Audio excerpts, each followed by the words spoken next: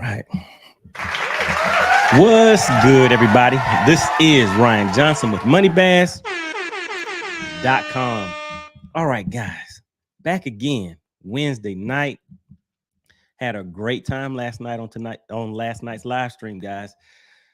So just figured we come back and do it again. Some guys have been hitting me up today with some questions about their live system, about their 360. I mean, seems like you guys really did enjoy that live stream last night. So hey, let's go ahead and get back at it again. But tonight, one second, guys. Struggle streaming just a little bit. Let me drop that down right here. All right, so just want to give a shout out to everybody for tuning in tonight. We have some people watching on Facebook. We have some guys watching on YouTube. So just want to give a shout out to everybody. I appreciate you for stopping in for tonight's live stream. And as always, as you come into the live stream, please hit a 1 in the chat. Just want to make sure you guys can hear me okay, see me okay. Just want to make sure everything is ready to roll before we get into it tonight. And of course, have a little bit of fun with everything, guys. All right, so let's see. All right, so I see we are rolling on Facebook. Let me just do some updates over here. And like I said, just giving some guys a little bit of time to get into the live stream. Oh, but got to give a quick shout out. Look who we have already checking in. Have Jason, member of the money team. What is going on? Really, really appreciate you stopping in and supporting the channel. If you guys are interested in becoming a member of the money team, that information is right below. Just click on the join button and you will see the link that will give you a little bit of information about that, the perks that come along with it. And as you see, Jason is in the chat. He has a badge right next to his name. So that, hold on one second. Okay, there we go. So that way he kind of stands out just a little bit. You know what I mean? So I gotta give him a little preferential treatment whenever things get rolling. Sometimes things get really spicy in the comment section, and that kind of helps me keep up with the guys that are dropping their questions in the comment section. All right, and the other thing, let me just double check something real quick, guys. So some of you guys have been asking about the merch, and that has finally been completed. Some of you guys have been hitting me up, said you got the hats, got the hoodies. You guys are liking what you're getting. And hey, it's that time. Holiday season, guys. Man, this will be the last live stream before Christmas. So that's why I wanted to hop on here, guys, just to do some mind checks, see where everybody's mind is at, what you're thinking. What are you guys going to be getting over the holidays for, from Santa Claus? What are you expecting to get? That kind of stuff.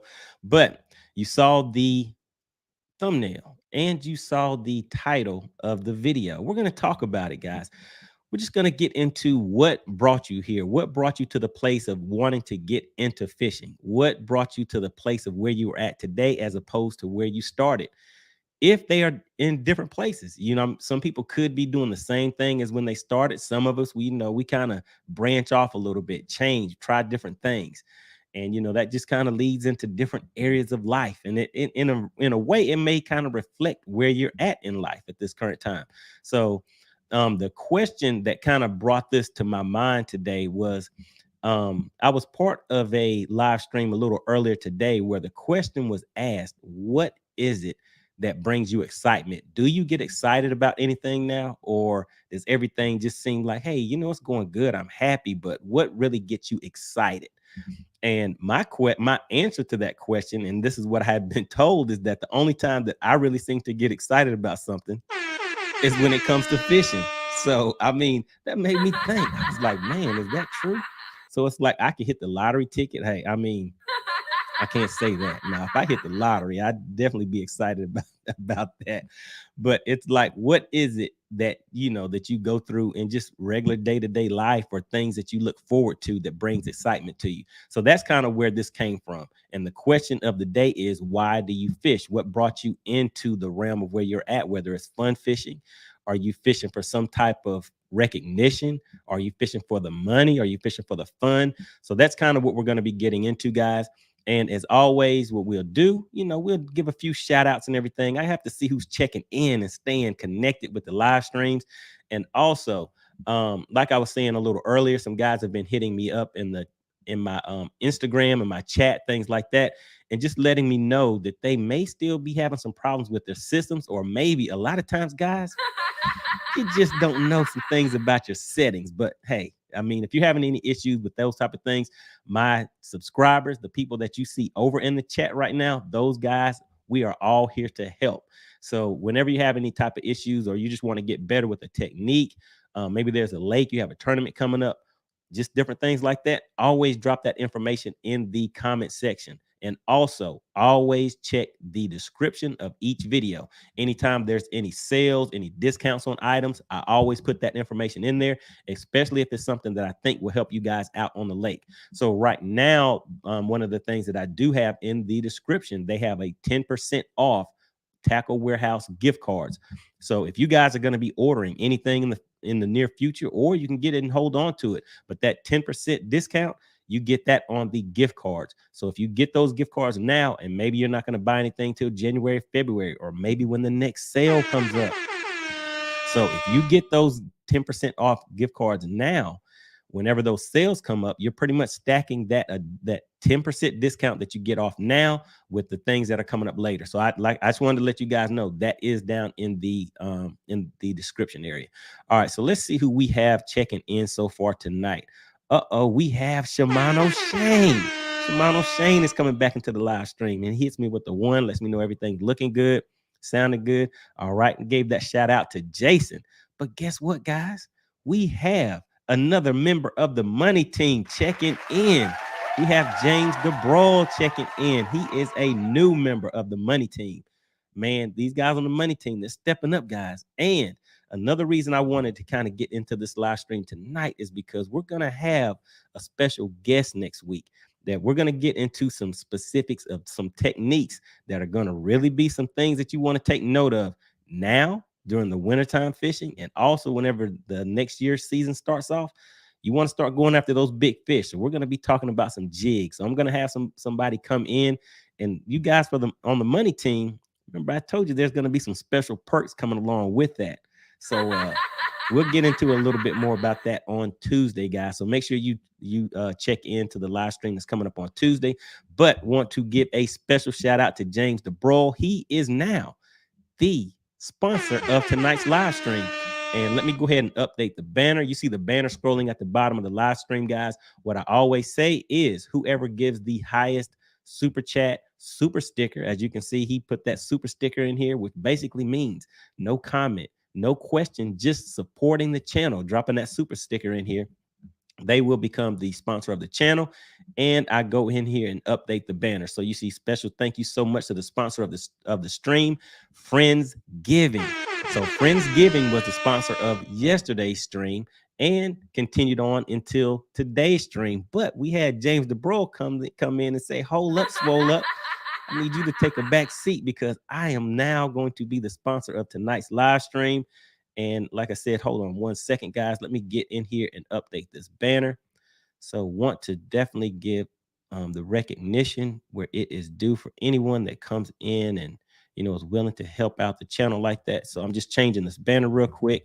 So let me change that to James DeBrawl. And he did say that I was pronouncing his name correctly last time. So I'm hoping I'm still pronouncing it the same way I did last time. James DeBrawl, guys.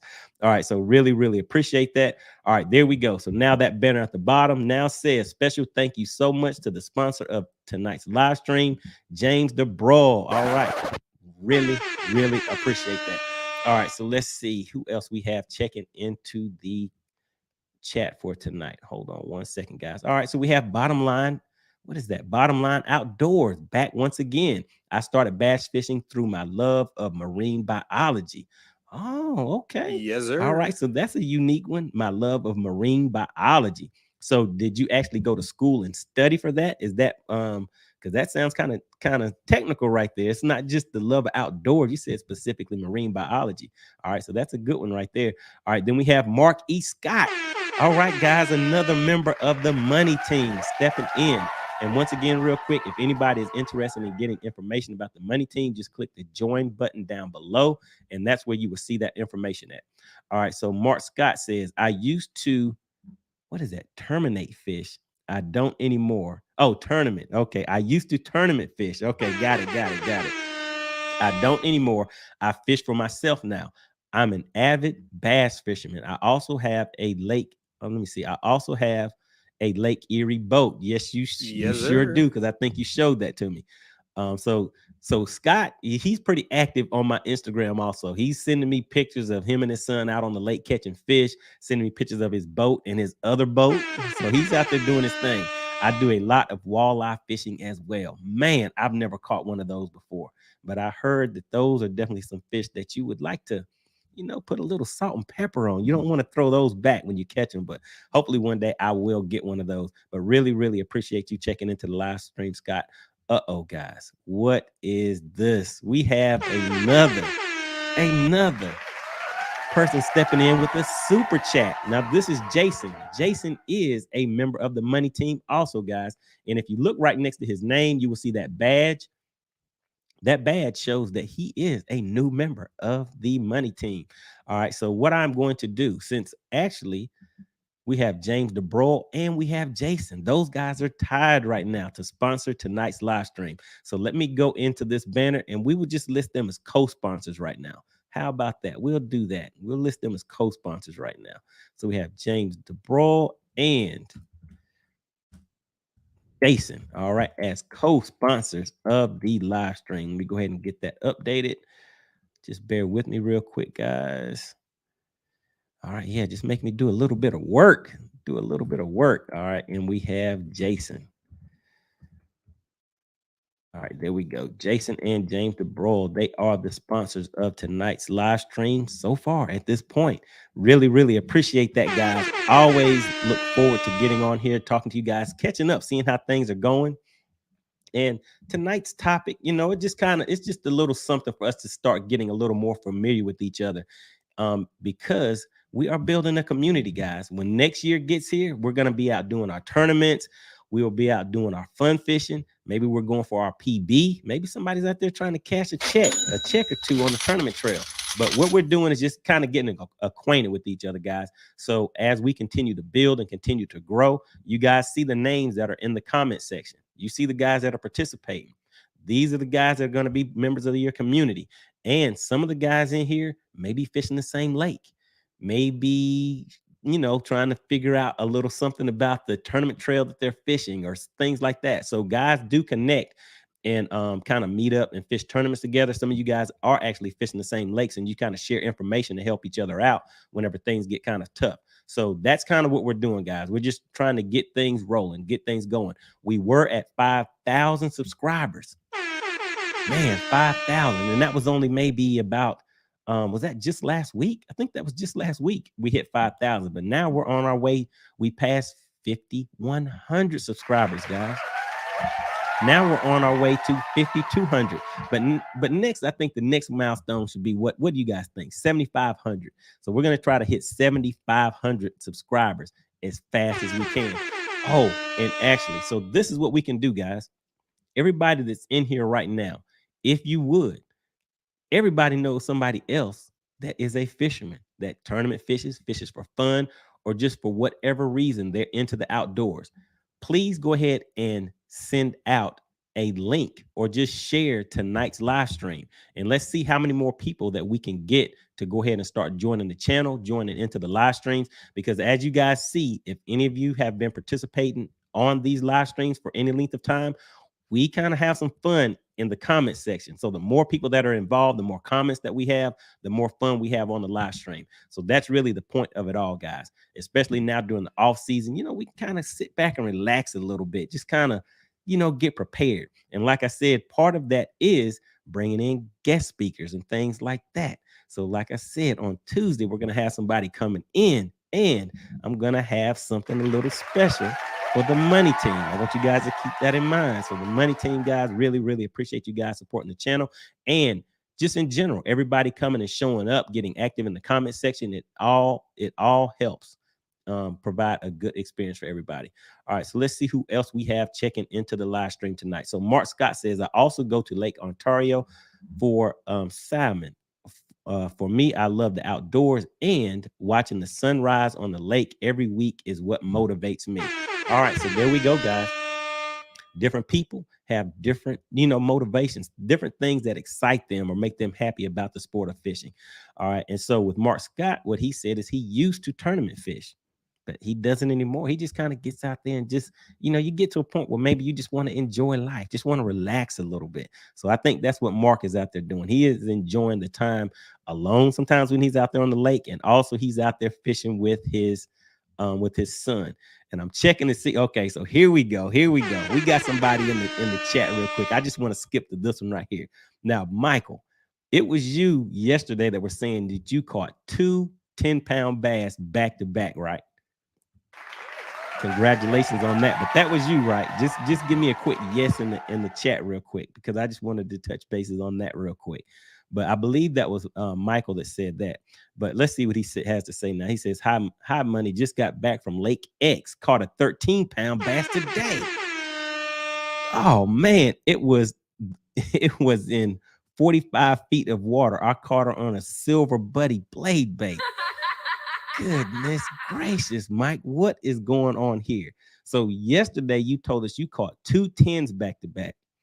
Today you're saying that you caught a 13. And also you fished for the enjoyment. Yes, sir. Well, I think anybody would be enjoying that if they're catching 2 10s and 2 13s. And I noticed that you keep putting in here that it is Lake X. Man, come on, Mike. Come on, Mike. You got to give us a little. Well, I mean, just hit me in the on my Instagram or something like that. What is Lake X? I might have to take me a trip over there or something. A 13 and a 10. My PB is an 8.7. And I'm not catching those things on every other cast or every other week. I mean, I may catch something like that every other 3, 4, 5 years working on that 8-pounder. So yeah, something like that is definitely nice. But what I see for Michael, what he is saying, I fish for the enjoyment. And he is, I was actually thinking about you whenever I was putting that title together, because yesterday, if you guys remember, Michael was saying that he was fishing with his 76-year-old dad. So him and his dad are out there fishing. But the thing that was funny about it is Michael was saying he's out there using his 76-year-old dad as the net man. So we were like, what's up with that? How you got your dad out there netting these 10 and 13 pounders? But hey, guys, that is what it is all about. It's about getting out there and just enjoying yourself on the water, however you choose. Some guys need that adrenaline rush of running across the water at 70, 80 miles an hour, getting to a spot, casting, trying to catch a bass, maybe catch a little dink. Definitely not a 13-pounder. Man, but just that adrenaline rush is the thing that feeds that person. But, I mean, different people have different reasons. And we got to keep that in mind whenever we're talking about these different topics and how we think somebody should do this or should do that. Maybe that is not their motivation. Maybe that is not what excites them. So just something to keep in mind, guys. All right, let me take a look and just get back to where I was at. Hold on one second. Okay, here we go. All right, we got Delta Bass stepping back into the live stream. Really, really appreciate you coming back again. All right, he says, I grew up in the country. There you go, man. I mean, a lot of people mentioned that I might have some type of little country accent. If you guys think I have an accent, just put accent in the comments. If you don't think I have an accent, put no accent, because I mean, I don't really hear it, but people always tell me that I do have kind of a country accent. But let's see. So Delta Bass says, I grew up in the country. If you wanted entertainment, you fished all summer and hunted all winter. Now it's about making memories with my son on the water. All right, there we go, guys. So that's kind of what I was thinking. Because whenever we were having the discussion about some people want to ban live scope, some people want to keep it, some people think you should stick to pure fishing, some people think you should go to kayak fishing, or why aren't you crappie fishing? Why aren't you catching pike instead of bass? All of these different things. But the thing we have to keep in mind is, why do you want someone else to do what you do for excitement? Why can't they do what they want to do for excitement, or what brings them joy when it comes to fishing? Because in that big bubble of fishing, there's room for everybody in there, and everybody has different motivations for what they want to do, because people are at different stages of their life. And as you see with Delta Bass, he says it's all about making memories with my son on the water. I mean, think about that, guys. Think about that. There's a lot of guys that, like I mentioned yesterday, that are in situations where they can't enjoy the outdoors like they used to. They may not have the opportunity to get out on the water to fish. They may have health problems or just whatever is going on to where now they're living vicariously through us, through our experiences. Whenever we put these, whenever we have these talks and these topics, especially whenever someone comes in here and says, let's see, where is it at? Hold on just a second. When someone steps in here, goodness, you guys are really getting active in the comments, which always makes for a good live stream, guys. So really, really appreciate it. But when someone comes in here and says that they caught a 13-pounder, and he said he caught it today. That just happened today, guys. Man. So yeah, I mean, there are some guys that can't get out on the water and enjoy that, or they're not going to have the opportunity to catch that 13-pounder. So for me, it's about spreading that love and that joy of the outdoors. Now, it's kind of creeping towards that way. So we'll get into it, and I'll kind of tell you guys my journey through it, and maybe some of you guys can relate to it. Let me look down here. See, does anybody say so? Yeah. So Jason says I have a southern accent. All right. All right. I'll take that. All right. And Jason is a member of the money team. Really, really appreciate that. All right. And then we have James, another member of the money team. You guys are getting active in the comment section. Really, really appreciate it. All right. So James says a little, not a strong accent. Okay. So I have a little bit of an accent. All right. I'll take that. I'll take that. Uh-oh, guys. And we have another guest stepping in. Look at this. We have Uncle Stu, the old man on the block. He says, I got to interview you, sir. Uh-oh. Uh-oh, wait a minute. Let me wipe a little sweat off my forehead. So got somebody that wants to interview me. Uncle Stu might want to do a little talking about some fishing or maybe just life in general. But really, really appreciate that super chat. Uncle Stu does have a YouTube channel where he just talks about life in general, life experiences, things that just kind of like, I guess, in relation to what the topic is tonight. Like, what is it that motivates you, or why do you fish? What about fishing brings you happiness and joy? And that can kind of transfer over into life itself in general, guys. So that's kind of what we're talking about. But yeah, check out Uncle Stu, the old man on the block. He has a great YouTube channel, guys. Good content over there. All right, let me see who else we have stepping in here. All right, so we have James DeBro, member of the money team, says close on the last name. Just add the hard D. James DeBro. Okay, James DeBro. All right, did I get it that time? James DeBro. Gotcha. All right.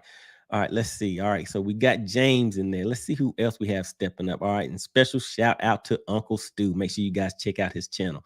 All right, then we have Bottom Line Outdoors coming back in. Says, speaking on jigs, has anyone used a MegaBass dark sleeper like a jig? Uh-oh, guys. Sounds like we might need to take some notes on that. The MegaBass dark sleeper. I have not heard of that, but dark sleeper, I mean, that name alone sounds like it's going to be giving him a concussion. Isn't that what Chicken Hawk says? When he sets the hook, some fish somewhere is about to get concussed. I think that's what Chicken Hawk gets in there and says. All right, but yeah, so that's something we definitely need to look into, the MegaBass dark sleeper. All right, so yeah, I haven't heard of that one. All right, then we have Darren Pearson checking in. What is going on, DP? Just on the phone with him a little earlier, guys. He was having some issues with his Mega Live system. I believe it was last week.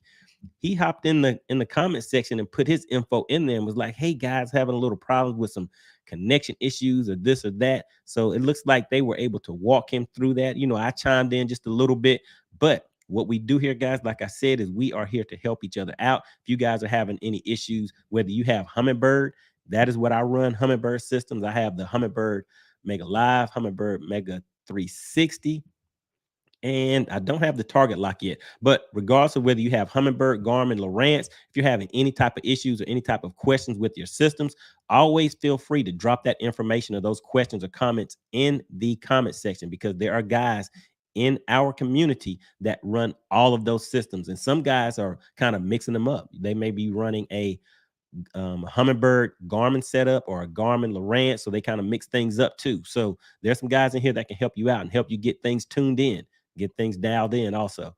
All right, so let's see. And just got to pull that up one more time. Michael says he is out on Lake X catching 13 pounders. Man, that sounds like a good day on the lake. All right, then we have Tim Williams says, Mr. Money, have a Merry Christmas and a Happy New Year. Tight lines, bud. All right. Yes, sir. Same to you guys. Same to everybody. Everybody. I hope everybody's out here enjoying themselves and just enjoying the process. I mean, the holiday is not here yet. But hey, let's enjoy that process whenever we're getting up to that point, not just wait for that day to find enjoyment in it. All right, then we have Michael. He says, hint, lure. Okay. All right. All right. All right. Then Red Boat says, Money, what up? I had no choice but to fish. Went with grand. Wait a second. I had no choice but to fish. Went with grandparents. It kept me out of trouble. Fishing is my drug of choice. Loving the beauty of outdoors and the thrill of a screaming reel. All right. So it sounds like when you're saying screaming reel, you must have been using that Zebco 404. You hadn't stepped up to the 33 yet. Because when we started off fishing, I mean, we got the little screeching and squealing 404, that Zebco 404. You saw somebody that had that Zebco 33, man, they're really doing it. They're like, man, I hope I can get up to that one day. But yeah, so I mean, I understand exactly what you're saying. And so let me just take a look real quick. And guys, hold on just a second. We have a new sponsor of the live stream, Mark E. Scott, stepping in strong. He is a member of the Money Team, guys. All right, he has hit me with a $20 super chat. Really, really appreciate the strong support of the channel. And no question, no comment. I mean, he's just showing love and appreciation for the channel. Guys, I'm really glad that you guys are finding value in what we're building here and what we're trying to do within our fishing community. And like I said, get familiar with the names that are in the comment section, because you guys are seeing these names week after week. And once this tournament season gets started next year, we're going to be coming in here talking about our wins. Yeah, we're going to talk about the checks that we're cashing. But guess what we're also going to talk about, guys? We're going to come here and we're going to need a little consoling, because we're not going to win all the time. I mean, sometimes we're going to come in here and have to, need a few pats on the back and say, hey, man, you'll do better next time. So that's what we're doing here, guys. We're going to work together and we're going to get a little better at these things. All right. So James DeBroll and Jason, they were the sponsors of the live stream, the co-sponsors. But Mark E. Scott has stepped in and said, hold up, swole up. Let me step in here and take care of this situation. All right. So we have Mark E. Scott. Let me go ahead and add him on the banner. And if you guys look down below, you will see special thank you so much to the sponsor of the stream, Mark Scott.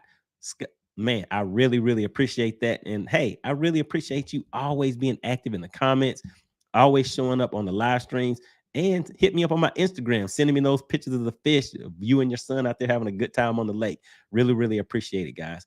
All right, so let's see who else we have. 1 second. Let me see. All right, just trying to find my place back in the comments. And just have a few more comments I'll go through, guys. And then I'll kind of get into what, brought me to this topic tonight and just kind of give you my thoughts on it. And again, continue to get active in the comments, guys, because I'm going to go through here. I just want to see what your experiences are on the lake. Man, I see some interesting comments in here. Let me just get back to where I was at real quick. All right. So, yeah. So James DeBroll had checked in and said a little, not a strong accent. Jason said, I do have a Southern accent. All right. So Red Boat says, planning on going this weekend. Temp should drop down to 19 degrees. Yes, sir. Yeah, it's going to get kind of cold here too. What number one bait should I use? All right, guys, let's see. So tell us this. So Red Boat says he's planning on going fishing this weekend. Temp should drop to 19 degrees. What number one bait should I use? All right, guys, drop some comments in there. But before that, Red Boat, what type of water are you fishing? Are you fishing deep? Are you fishing shallow? Is it a clear lake? Does it have a lot of spotted bass? Are you fishing for largemouth, smallmouth? I mean, just give us some more info on that, and then let's see what guys have to say. But I can tell you right now, one of the things that I would be throwing, or I would have ready and have on deck. Let me see, where is it at? Let me just get back up here real quick, because there's somebody in here that said what they're catching them on. And I want to catch what he's catching. High Money just got back from Lake X, caught a 13-pound bass today. It was in 45 feet of water, caught her on a silver buddy blade bait. All right, so I think Red Boat, you might want to have a silver buddy blade bait. You might want to have one of those ready. So those imitate small bait fish. So if you're fishing something that's going to have small bait fish in it, that's something that you want to keep in mind. All right, and hold on just a second, guys.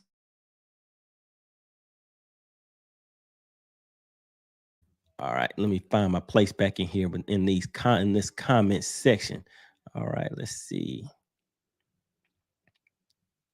All right, so yeah, so we just addressed Red Boat. Then we have James DeBroil checking back in. I just start saying James. How about that? All right, a 13-pounder where I live is like catching a leprechaun.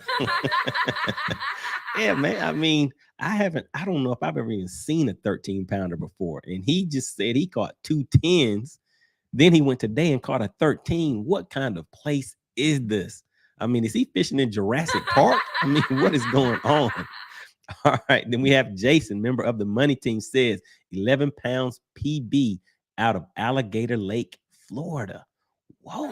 All right. So, yeah, you got me stumped. But see, you're down there in the land of big fish. You're catching 11 pounders. My PB is an 8.7, 8 pounds, 7 ounce. And that came from Chickamauga on a 6XD crankbait, banging that thing against some rocks, guys. So that was a nice bite on 10-pound line. Trying something a little different, but hey, it ended up working out. But the problem is that I caught it on the Friday before the tournament. The Friday before the tournament, man. So I mean, I was glad I caught it. But you know, when you catch that 8.7 on the day before the tournament, the chances of that happening again was kind of slim. But hey, it goes like that's how it goes sometimes, guys. All right. So Jason says, hopefully beat it at Gunnersville in March. Uh-oh. Uh-oh. Gunnersville has some big ones in there. Now that 11 pounds, I think that's going to be tough to beat. I mean, they do have some nice sized fish on Gunnersville, but yeah, I'm not really hearing about people catching those caliber of fish as much as they used to on Lake Gunnersville. I mean, things have kind of changed up because of the grass and all that kind of stuff on that lake. But I mean, they're in there. They're definitely in there. All right, so let's see. Let me get through these comments real quick, guys. I'm getting caught up. I'm getting a little behind. You guys are getting active in the comments, like I said, which always makes for a great live stream. All right, so we have Darren Pearson checking in. Says, "Yeah, I use the dark sleeper. If you use the right colors, it would have. Let me see. It would have catch you some fish. I fish mine more like a jig than a swim bait." Okay, yeah. So that is exactly what he was saying. That he was saying to fish it like a jig. Kind of interesting. All right, and we have. Let me see. How do you pronounce that? Favir Fun Favire Favire. Am I saying that right? Favire Funny Farm. Let me see. I was just going to say that name, saying it at all. Dark Sleeper. Good night, big 10-pound bass. Woo! Okay. So you guys know about that Dark Sleeper. So it looks like I'm missing out on something. I mean, I guess when I find something that works, guys, I kind of stick to it. I don't kind of creep out too much outside of my comfort zone. But at times, that's the thing that you need to do. So I'll definitely be looking into that. All right, Delta Bass says at let me see, let's just say Favor. How do I pronounce that?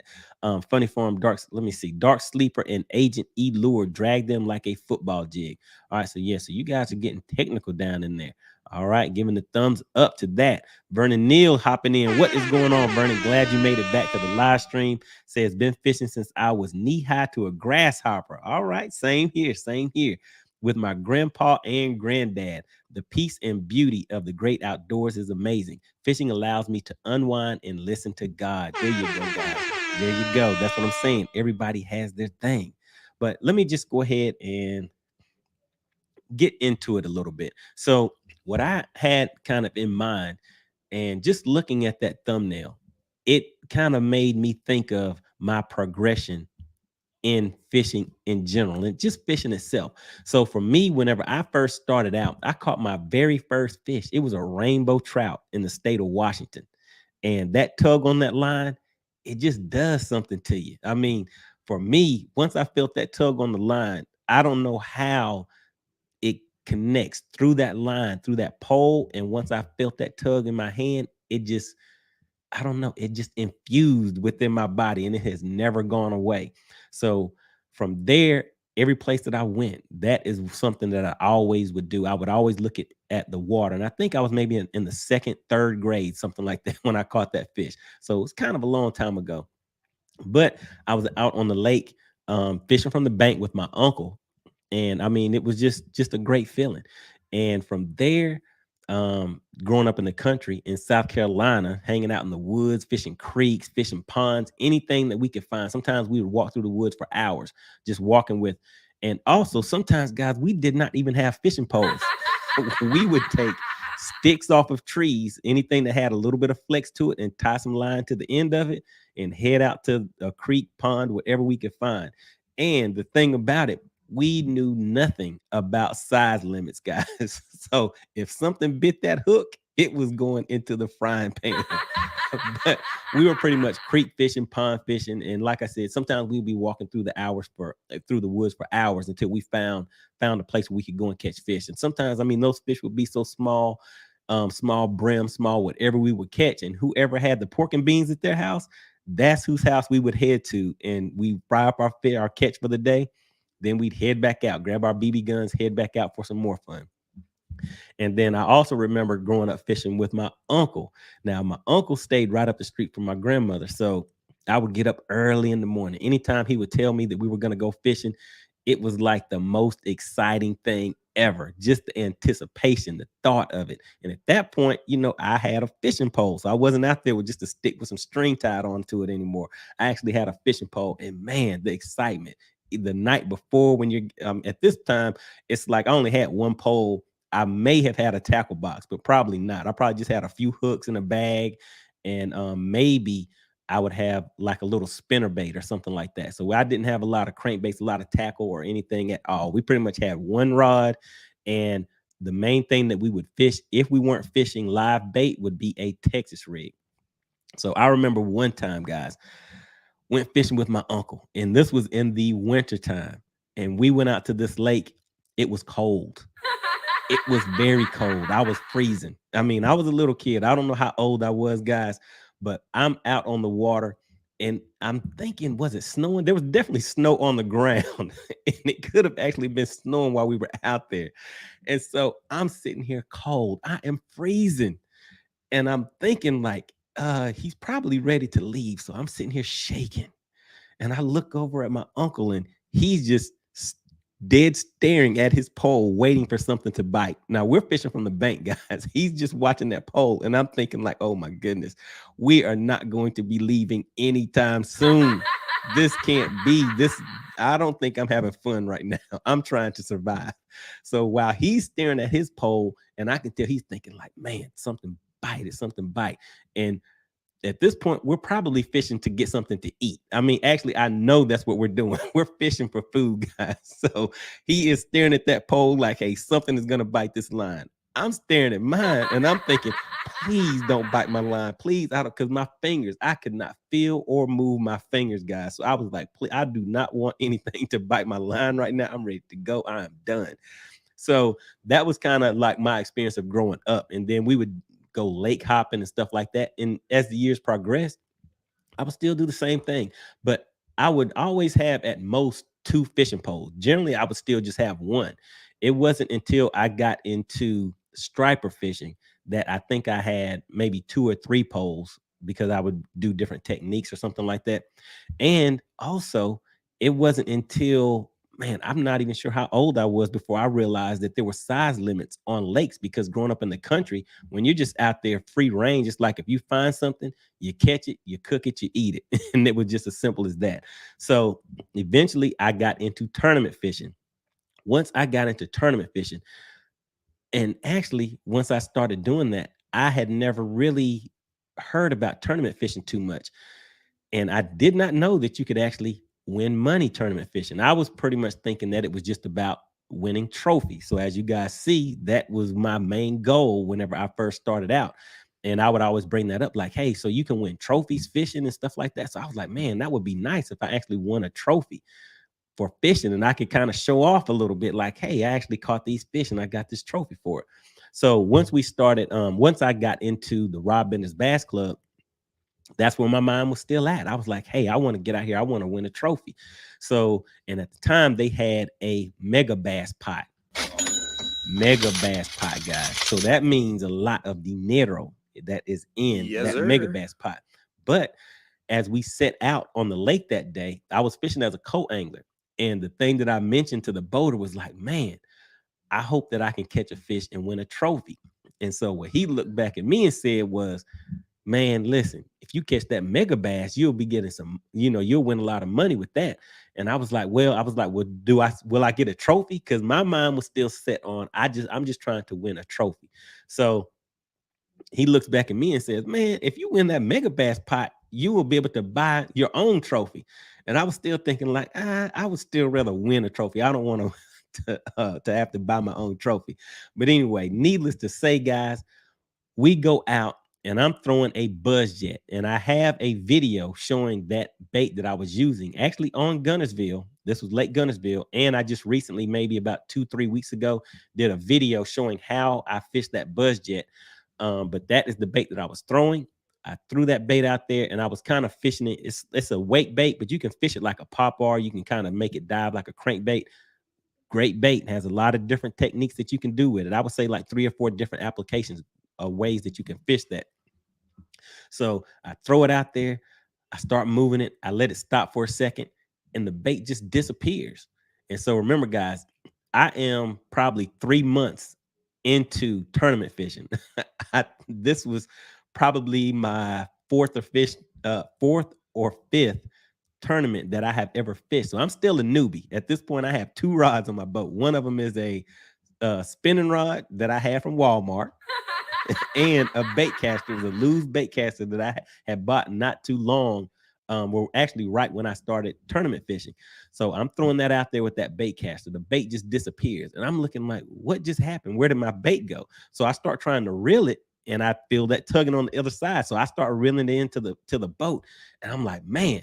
I was like, it's not that big, because he was grabbing the net, and I was like, it's not that big. It's not really fighting back. So it just happened to be, not being experienced with tournament fishing from a boat really that much, that fish was swimming towards me. So as I pulled that slack in, when that fish felt that hook and knew that it was hooked, it went crazy. It went berserk. So now I'm sitting here like, oh my goodness, I'm sitting here sweating. The thing is pulling drag. And next thing I look, and that fish comes out of the water. Now, I know a lot of you guys have experienced that. That was my first time experiencing a fish coming out of water like that. The fish was 6+ pounds. I mean, it wasn't that 13 or that 10, but it was my PB at the time. So that it comes out of the water, jumps around. I mean, I can see the gills on each side of that fish's face, on that fish's face, as it's jumping and just kind of kicking back and forth, and goes back into the water. Looks like something right off of TV or out of a magazine. Lands back in the water, makes a big splash. And guys, I'm shaking at this point. I'm reeling this thing, trying to get it in. And then the boater, he grabs a net and he says, that's the money fish. So he's referring to the mega bass. He said, that's the money fish. So at that point, man, I'm so nervous. I'm reeling this thing the best that I can to get it in, and it dives back down again. And I'm like, oh my goodness, this thing is gonna come off. And it's just just pulling, and my pole is just kind of shaking, going down. I get the thing back up, guys. It jumps again. Oh my goodness, the thing jumps again. Now, when these fish jump out of the water, that's pretty much when they throw the hook. That thing came out the second time. I could feel my heart beating this whole time. So yes, fishing is fun, but it can be, man, it can really do some things to you. It can make you nervous. My adrenaline was pumping. So I found the fish kind of tires out a little bit. He brings it to the boat. Well, I bring it to the boat, and he nets that fish. So he holds the net over to me, and I reach in and grab that fish.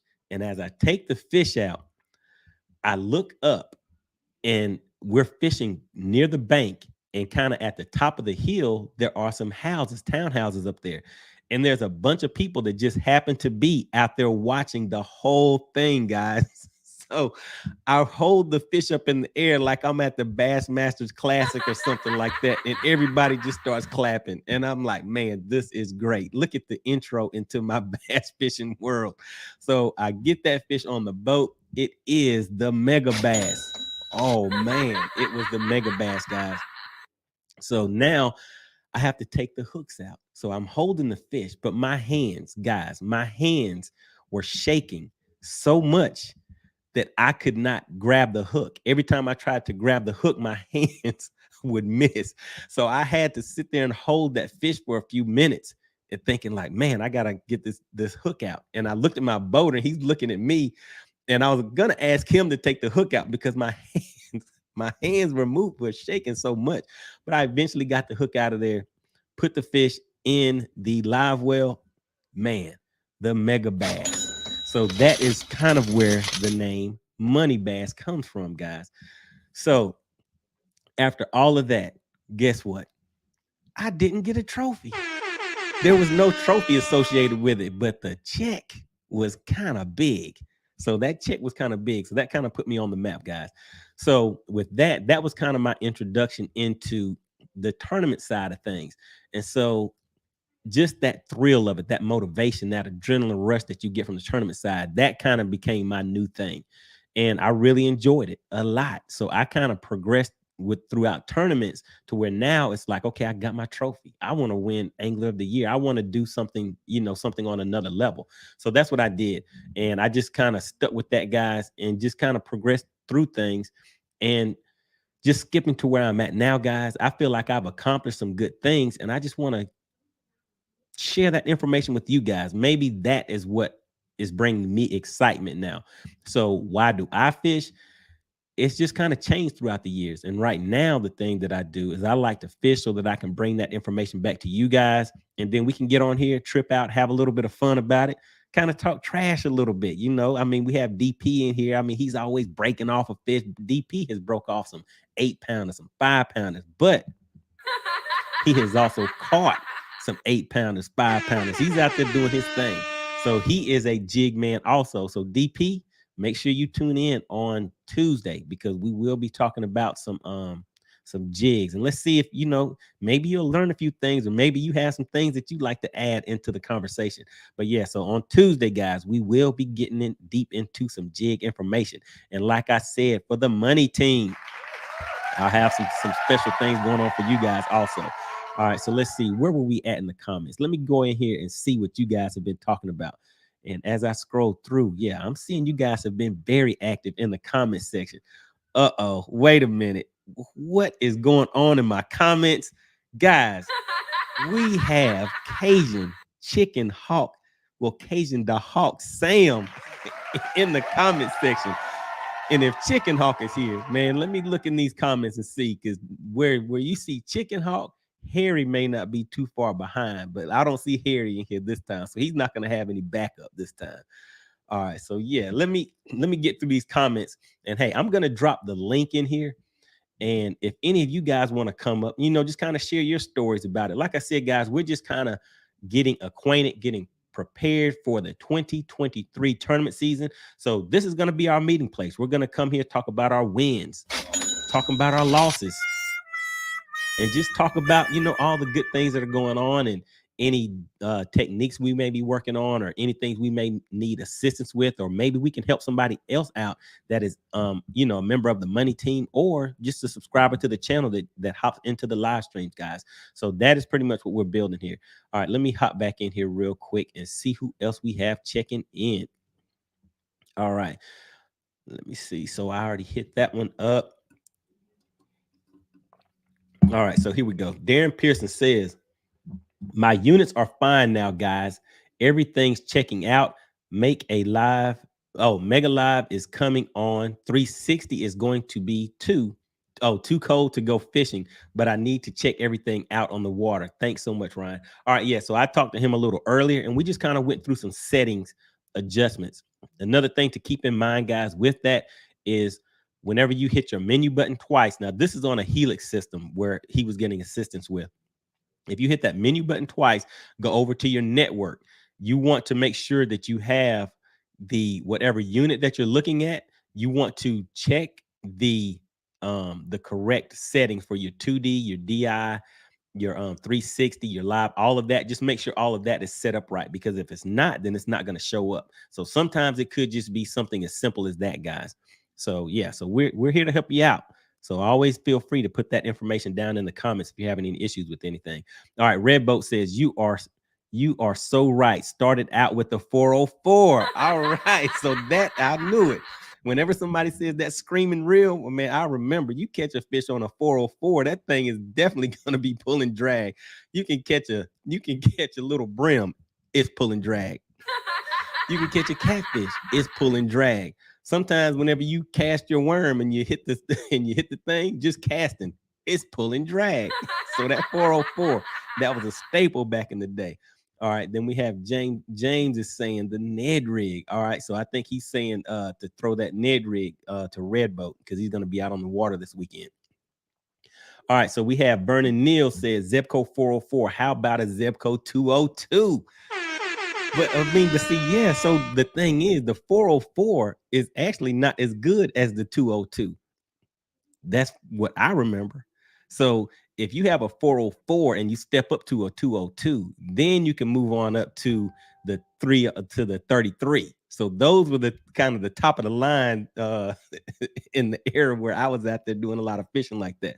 Once you hit that 33, then I mean you kind of showing off. You know what I'm saying? It's like, hey man, check out my Lamborghini if you have that Zebco 33. Uh-oh. We have Pat checking in. He says crankbait and shaky head weather. All right. So there you go, Red Boat. So that's something else. So I'll definitely, as you guys know, I'm always going to have that shaky head on deck. So I'd say definitely have one of those tied on, Red Boat. But yeah, I don't know if you've already put some more details in the comments, but I'll get down to that in just a second. Just let me get in here and get caught up real quick. So let's see who else we have. All right. So Jason, member of the money team, he says finesse. Yes. So yes, in cold water, it is time to do a little finesse fishing. So slow. So sometimes it's low and slow. So there you go for that cold water fishing. All right. Darren Pearson says, I will be fishing a jigging spoon and Ned rig, drop shot, and a spy bait for a good measure, and a Cinco. All right. So he's out there pulling out the machine gun technique. He's going to jig him with the spoon, Ned rig, drop shot, spy bait, and then bust him in the head with the Cinco rig. All right. I guess that's the wacky rig. All right. Let's see who else we have. And let me see. Hold on just a second, guys. Let me check something real quick. Just give me one quick second.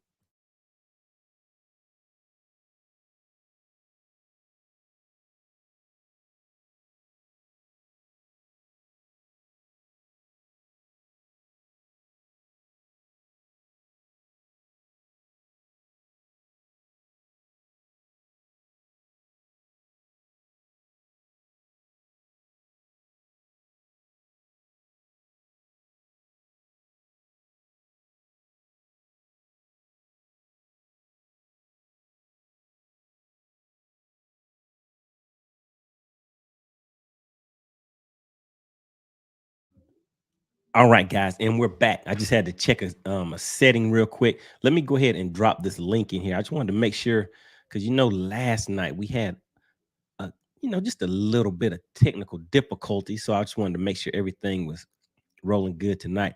So let me drop this link in here.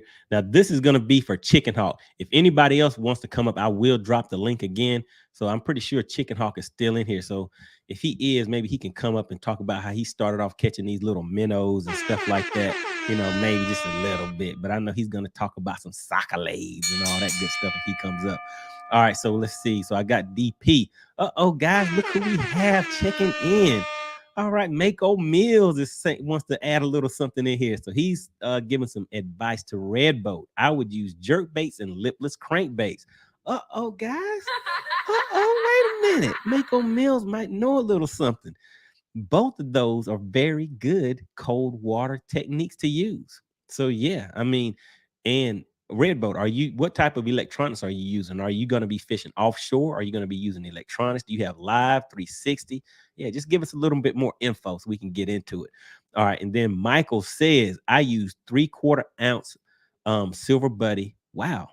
Man, so that's a heavy one right there. I use 3/4 ounce silver buddy in white color. All right, so there you go. That's what he's out there catching those 10, and 13 pounders with. That silver buddy. All right. All right, and let's see. Mark Scott says I would use a Ned rig and a square bill and a jerk bait. All right, Red Boat. So you're seeing some recurring themes right here. All right, Michael says I have the lake record. Whoa, come on, man.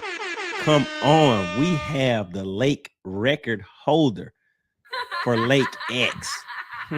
What is Lake X? 14.5 pound largemouth and an 8.5 pound smallmouth. Whoa. Yes, sir. All right, so you are definitely out there doing your thing, man. Yeah, now those are definitely some good fish. All right, let me see. Let me drop this link in here again. I don't know if it went through the first time.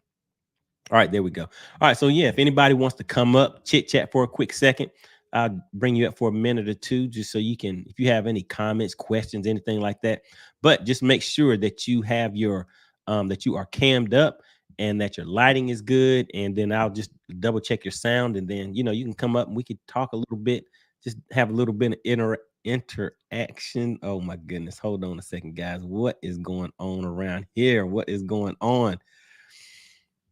So you guys have been asking what is going on. Let me show you this comment right here. I fish to destroy you. Why is Chicken Hawk always after me? I mean, you guys see, hey, I'm just kicking back, trying to relax, just trying to be peaceful. Can't we all just get along? I mean, what is going on? But without further ado, who is this? Who is this? Hey man, what is going on? You get off memory lane, okay? I mean, I can't just kick back and memory lane. I can't just kick back and enjoy life, enjoy the essence of because see that one little fish you talking about, that little bit of fish. Which one is that? Now, see, look, you gonna come on here freezing up already. That means you're scared. Hey man. You talking about that little 6 pounder thing you caught? No, I'm talking about that big check that I caught. That's what I'm talking about. How about that? Let me explain. See, man. So when I first started fishing, as I put out there, I fished for saccalay, baby. Okay. See, I told y'all he was gonna get on here talking about some saccalay.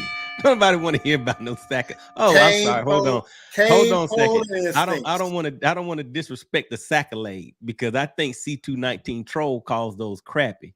So I don't want to disrespect the saccalay, but C219 Troll, this is what I'm saying. The Chicken Hawk is supposed to be a bass fisherman. He gonna hop on here talking about some saccalay. Hey man, look, I catch my saccalay like I told you. Even in a bass tournament, I catch my 5, and then I do a little saccalay fishing when I got free time. Well, give me a little dinner, baby. Give me a little dinner. Well, look, let's do this. Let's do this real quick. Let's see if you can help Red Boat out. Red Boat says fishing for largemouth, stained water, fishing lots of trees shallow. Now that's your thing, right? You talk about you have the skills to fish shallow. All right.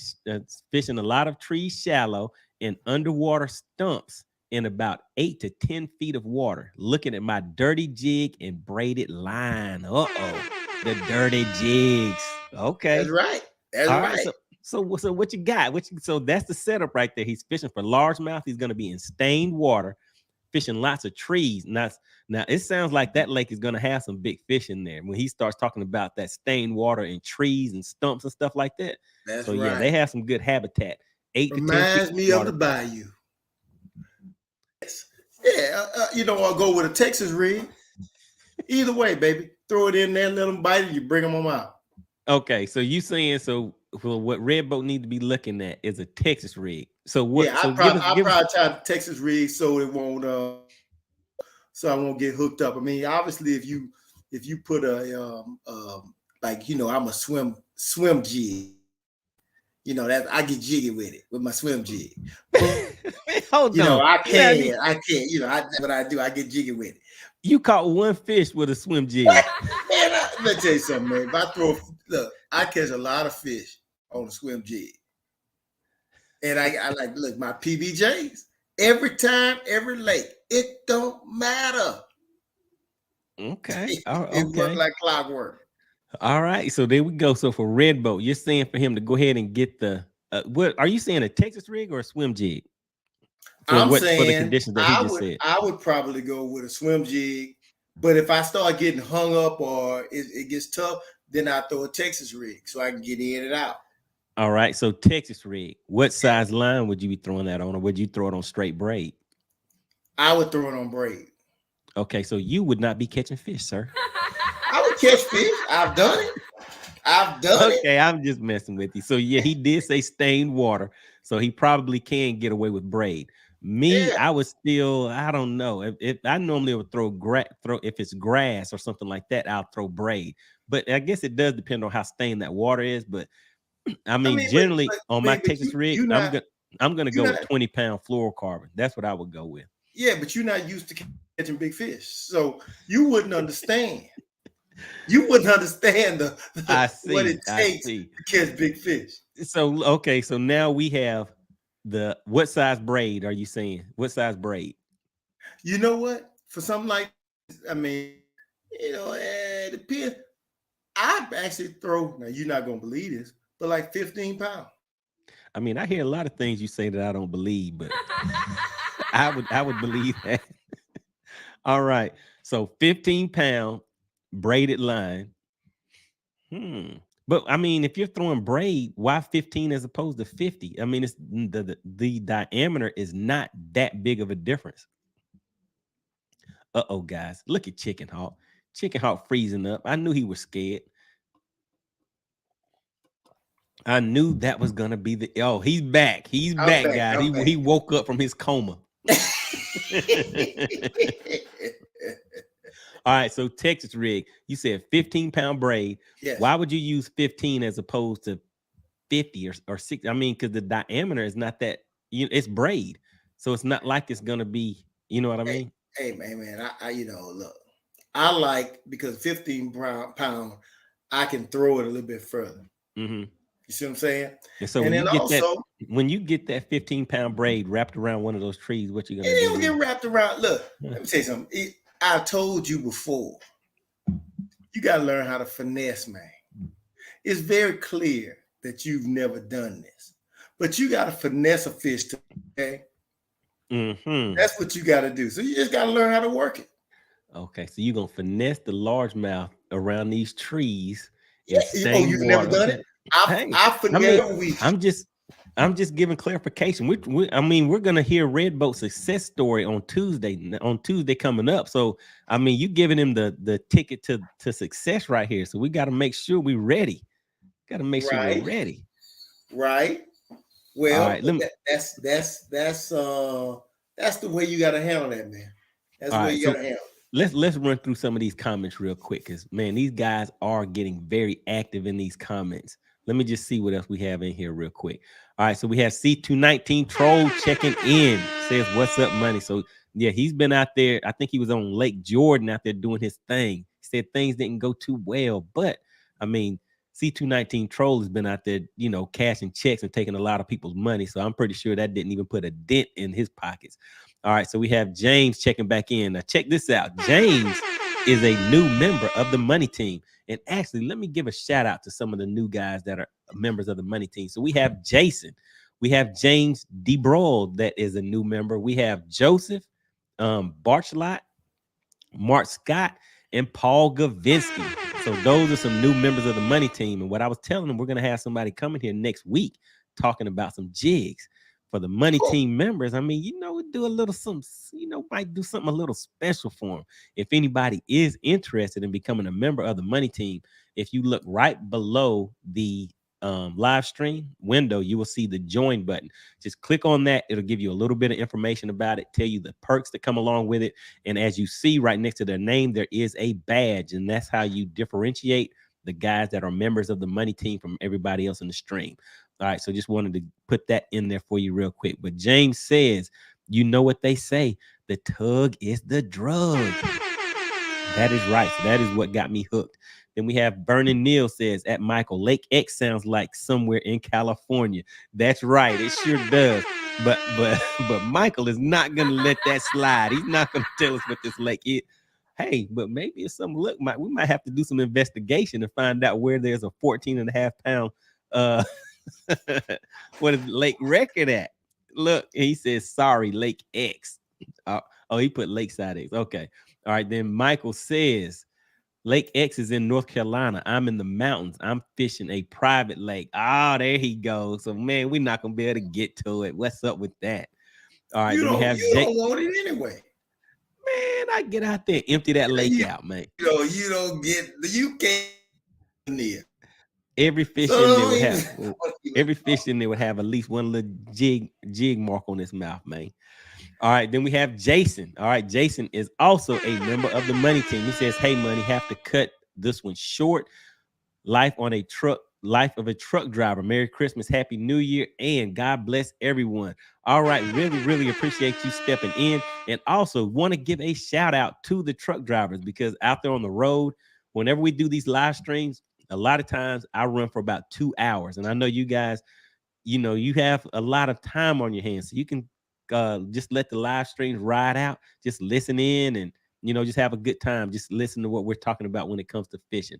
All right, then we have Vernon Neal says, at Michael, didn't want to say a private lake and upset you if it wasn't. All right, so yeah, so he's out there on that private lake. He has some big fish out there. And look who we have. We have somebody coming in live from Facebook. Let me see. Does it show you guys that he is on Facebook?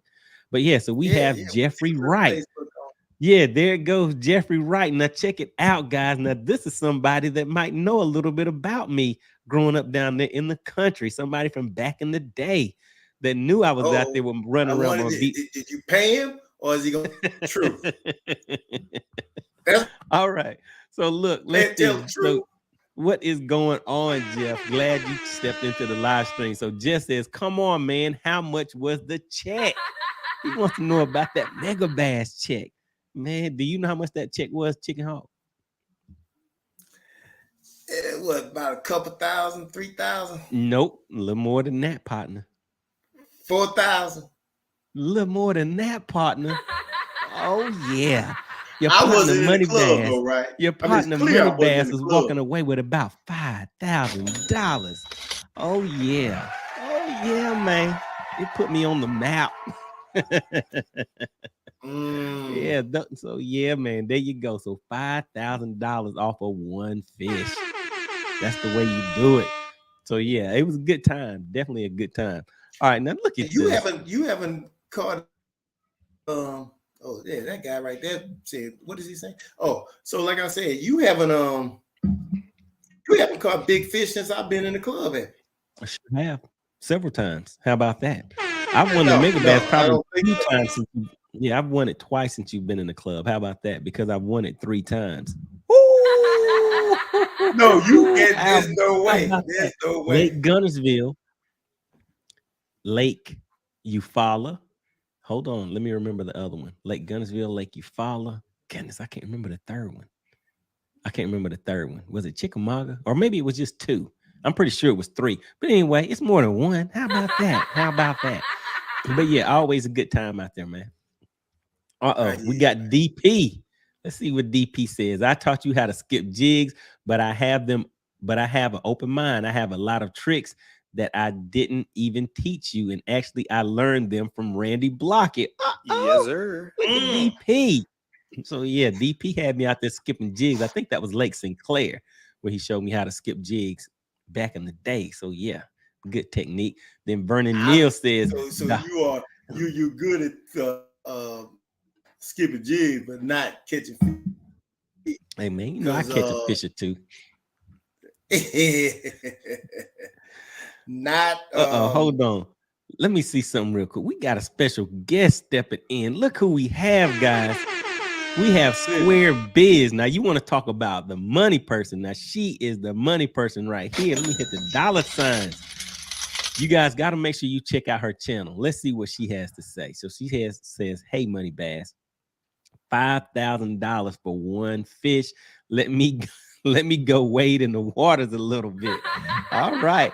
So yeah, make sure you guys check out Square Biz channel. And actually, she is the person that can teach you about small business loans and just how to manage money in a way that will make your money make money. And also, a live stream that I will be doing for you guys is a way that you can kind of use these funds and use I would say business credit to kind of invest in your fishing and use it in a way to where it actually does make you money. So I'm going to put that live stream together for you guys and we will get to that. But definitely make sure you check out Square Biz on YouTube. She has a great channel. It's all about making some money, guys. Everybody's going to need some money whenever these tournament season kicks back up, and Chicken Hawk is going to definitely need some money because I'm going to be taking all that money out of his pocket. So he's going to need some money. I made you part of my retirement plan. you are a major contributor to my retirement plan. All right, let's see who else we have. We have Vernon Neal says the Hawk has awakened. All right, the Hawk has awakened. All right. So let's see. Has the Hawk really awakened? All right. So C219 Troll says, I tournament fish mostly for the competitive aspect. I even weigh my fish when I'm not fishing a tournament to see if I can do better than the last time. Started tournament fishing in 2001. Woo! All right. So we got a veteran on the scene. So he's a veteran when it comes to this tournament fishing. And guys, hold on just a second. Look what we have. All right, we got Square Biz dropping in again with the $10 super chat. No question. And there's no comment. Just showing some appreciation for the channel. Really, really appreciate that. All right, Square Biz. So we have the current sponsor of the live stream. Let me go back up here. Here we go. Mark Scott. Mark Scott stepping in strong and saying, hey, guys, let me go ahead and show some support for the channel. Really, really appreciate everybody that is stepping in, dropping the super chats in the live stream. We've had a few of you guys coming in, and a special shout out to the members of the money team. And like I said, guys, make sure that you go and check out Square Biz. She definitely has some great information that will help you out when it comes to fishing, when it comes to budgeting. And like I said, I will put together that information and kind of put it in a way that it will, help us out as fishermen and how we can use that information. All right, let me see. Let me get back up here real quick. And we have somebody else that wants to step onto the live stream. But let me zoom through some of these comments real quick to get caught up. All right, let me see. Where are we at? Hold on one second. All right, Chicken Hawk is awakened. All right, here we go. All right, so we have Adam W. Fishing. All right, another subscriber to the channel. He says, how's it going? All right, we're out here doing our thing. And then Cajun the Hawk says, cane pole and intuition. Come on, man. You don't know nothing about that, baby. That's how I started. Cane pole and instincts. And I roll that. See, this is where you fall off. See, I roll that in the bass fishing. That's why I can roll up to a spot and look at it and say, there's a bass sitting right over that tree. And I can throw out there, whoop. So are we going to have some pictures and footage to ever show? I'm going to tell you something. In fact, I saw Pat was on the string. That's right. We got Pat in the house. Yes, Pat is checking in. If Pat wants to be honest about it, Pat will tell you he was out there on. In fact, it was Lake Sinclair. It was on Sinclair. How you know? Because you've only caught one fish. No. It wasn't too hard to guess. It's only one. You caught one fish on a swim jig. Listen, this swim jig story that you tell, this is not a swim jig story. Okay, see, what story is this? That's what I'm telling you. So was it on? I think it was on Sinclair. We rolled up. See, because Pat was there when I first started fishing a jig. Okay. And we won't with Dowey when that happened. Okay. And hey, they say this jig catches bites, and I don't know how to catch it. So what I did was I tied the catch. Wait, can I ask a question before you tell the story? I mean, he has a great story he's about to tell, but can I ask a question first? What's the question? Did you get the fish to the boat? Yeah, hey, let me tell you, what? Hey, Okay, what I okay, go tell you? ahead. What happens if a bite my line? He bite my bait? He He breaking get off. concussed. He get concussed and come to the boat. So, like I was saying before, I was so rudely interrupted. Oh, pardon me, sir. Pardon me. Okay, Okay, go ahead. so I tied this jig on. I'm sitting out there. Pat was just standing there. I said, Pat, I got to learn how to fish a jig because they say jig catch big fish. Okay. And I threw it out there. And I started bringing it back. And I thought I had a bite. That's when you're jumping at everything. You think everything's a bite. So, and this just to show you how fast a learner I am. I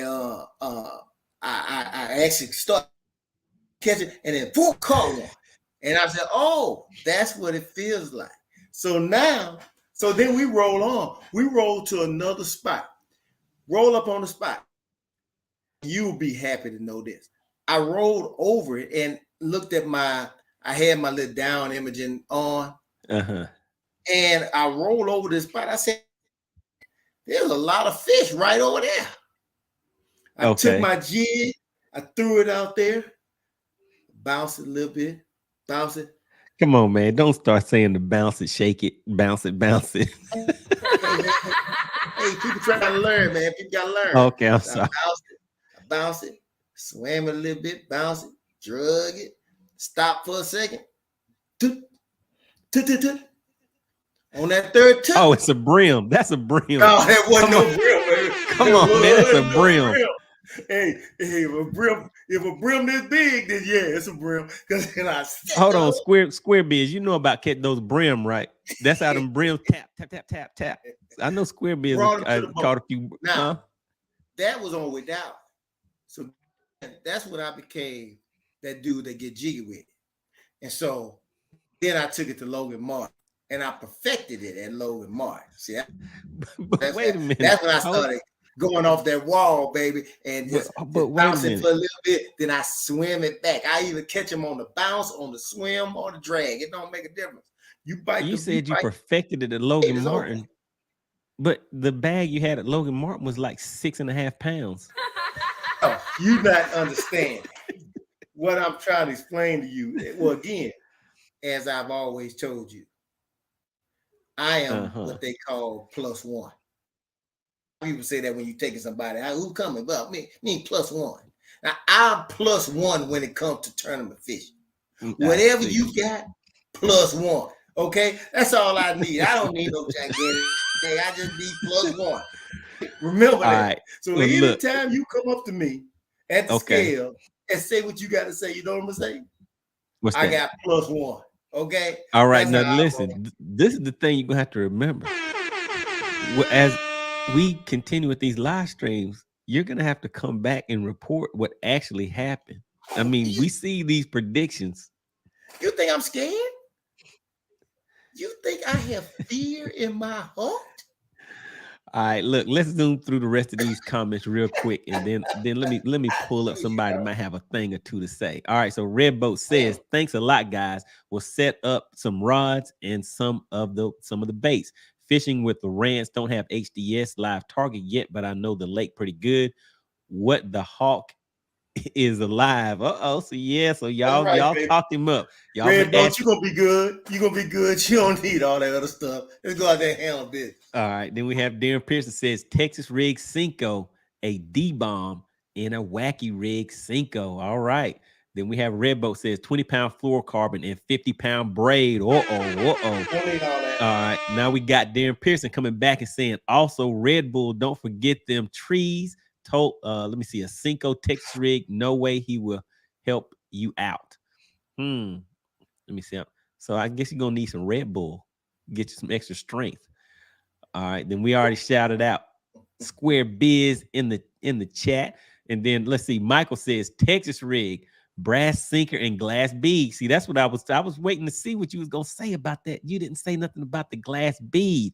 I mean, he's gonna be fishing some stained water, so he's gonna need a little sound. And also, what size Texas rig are you gonna be throwing? You're gonna hit him up with the half ounce, 3/4 ounce. 3/8. If he's short, Okay, if fishing I'm 8 to 10 3/8. feet of water. 8 to 10 feet of Oh water. yeah, 3/8. All right, so the 3/8. All right, and there's another shout out to Square Biz with the super chat coming in strong. All right, then Michael says I would use 12-pound fluorocarbon. Hey, That'll work too. you might need to listen to what Michael is saying, because Michael he's been hitting the chat strong, talking about bringing 2 10s in one day and then a 13 today. He was out there on a 13. All right, so Michael says lighter line gets more bites. Yes, sir. Yes, sir. Yeah. There So you the go. line is basically What did I tell you? I said 15 pounds. I mean, I could probably, but I said braid because I didn't want it to, to rip up against that if I'm dragging across those trees. But yeah, that's where it's at. Yes, And sir. see, All right. you don't understand. Now, What's that? I have worked, and you all talk about this, but you can't understand it. I'll take 8 pounds or on a what you call it? A spinner reel. Okay. Okay, hold on. Let me make sure I'm setting the stage right. So you said 8-pound line. Is it Yeah. fluorocarbon or mono? Floral. Okay, 8-pound fluorocarbon. You got a spinning rod. Okay, Yeah. go ahead. And I'll throw I do my little shaky head with that, right? Okay, on a shaky head. I throw Okay. my little shaky head in there. Uh-huh. And it's all about finesse. Okay, you finesse it. You got to understand. Okay. It's about finesse. Now I had to learn that lesson. I had to learn the hard way. I learned that lesson on the Alabama River. You remember what happened on the Alabama River. Y'all almost lost it all on the Alabama River. Yeah, I mean, I can tell everybody what happened. What happened is what always happens. He broke it off. That is what happened. That's why I was waiting. Spinning rod, 8-pound line. But since then, I haven't had that problem. No, listen. Spinning rod, 8-pound line, set the hook, and it broke off. No, that was this. Since then, I learned to finesse it. All right, so look, let's see. Mako Mills back in the live stream. I know you guys remember Mako Mills, member of the Rob Benders Bass Club, says Red Boat may want to use a jig with black and blue skirt in those staying conditions. Oh, he's getting specific on them. Side note, ask the Hawk what's the name of the song he used to play when I fished with him. Man, come on, man. Don't ask Chicken Hawk no question like that. We do not need to hear him trying to sing anything. Hey, man, I'm bad right here. But that's okay. You be all right. Okay, look, Squarebit says this sounds like the dating scene if you didn't know any better. I guess she's talking about all the lures and stuff we talking about. That's right. You know what? But you see, you know what she's talking about? How I'm finessing them fish, baby. You better ask about it. That's how it is. That's how it is. Come on, man. It's all finesse, baby. You gotta know it. All right, so we got Mako stepping in again. Mr. Chicken Hawk needs to make sure he tunes in next week to perfect his jig arsenal. All right. You might have to get it. Look who we got. We got Pat stepping in. He says Dowie is where it all started. You see? That's right. He was there. I'm trying to tell you, baby. I started looking at what up? And Pat, no, I did just like that. I put it all down. I put everything up. I said, I'm going to learn to fish this jig today. Did you learn? And he knows. He knows. That's what happened. But listen, you keep mentioning Dowie, but you know what you're not telling people? What? That I beat you on Dowie. How about that? What? You know that one that how can you do so well but still take that spanking from MoneyBass? That wasn't Lake Dowie. Spanking. That wasn't no spanking. That was a spanking. All right, we have Mako Mill says, dude, you guys are hilarious. This is straight comedy. Hey man, hold on. No! Hey, Mako. This is serious biz right here. Because I mean, it's gonna be some people getting. This dude's fishing is straight comedy. No, man, this is serious business right here. We getting ready for 2023. We gonna step into 2023 strong. You don't want no parts of 2023. All right, so look, Square Biz, you got her in here laughing. This is serious business, though. This is serious business. All right, but hey, we got somebody might want to say something to you, Chicken Hawk. Ooh. Uh-oh. Uh-oh. Let's talk to What is going on here? Oh my! Hey, Who what's is going this? on? Can y'all hear me good? Can y'all hear We me? hear you, babe. We hear you. Okay, Uh-oh. Merry Christmas to both of y'all. Listen, Chicken Hawk. Oh, what they? I thought they start calling you Dead Hawk because you wouldn't showing up. You know what I mean? Oh. Uh-oh. Yeah, Uh-oh. because my thing is when somebody talking about a certain person, especially in the rod business, I want that person to be there to talk for themselves, to answer, give them a chance. You know what I mean? But when you was talking about some of the fish you was catching, you Right. can't use me, myself, and I. You talk about the same person. It's not no fictionary person. You know what I'm saying? Now, the reason why you haven't beat Ryan, which I'm not saying you ain't a good fisherman. I'm not saying that. Wait, hold. I have beat Ryan, but go ahead and you finish. Yeah, you have. And I'm not going to beat a dead horse and say why, but you have. I'm gonna leave that alone. Uh-oh. I'm gonna leave that Wait alone. a minute. But It sounds the like reason some. why- Hold on, wait a minute. I It sounds like some. I beat him on Harding as well. It sounds like some Lake Harding? tomfoolery is going on Lake around Harding? here, guys. Yes. did you win that tournament? I came in second, I believe. That must be when that must be when I won. I don't know. Yeah. It was either most people that win on Lake Harding. That dude. Most people that win on Lake Harding either me or Rory. Okay. And if a lot of people don't know, it's right below West Point. But anyway, the reason why you can't beat Ryan, you fishing for too many saccalite, which we say, we say in Cincinnati, we call them crappie, not crappie. Here in Georgia, we call them crappie. Yes. Saccalite. I mean, if you look up the definition, I don't think that's in the definition. Actually, it is. We not here. Is it? Yes. Because I thought it was Ebonics. No, if you go, let me tell you something. You go to state of Louisiana, you talk about crap and nobody know what the hell you talking about. Yeah, but that's not what I said. I said if you look it up in the dictionary, what is it called? It's if you search for saccalite. Okay. You broke. Let me speak like you speaking. Then you go ahead and you go ahead and answer.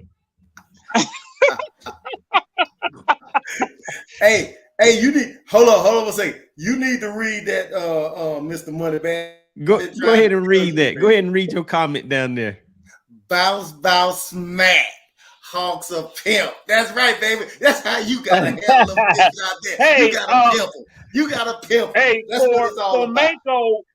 Mako, Merry Christmas, man. Holla at me, man. I still love you.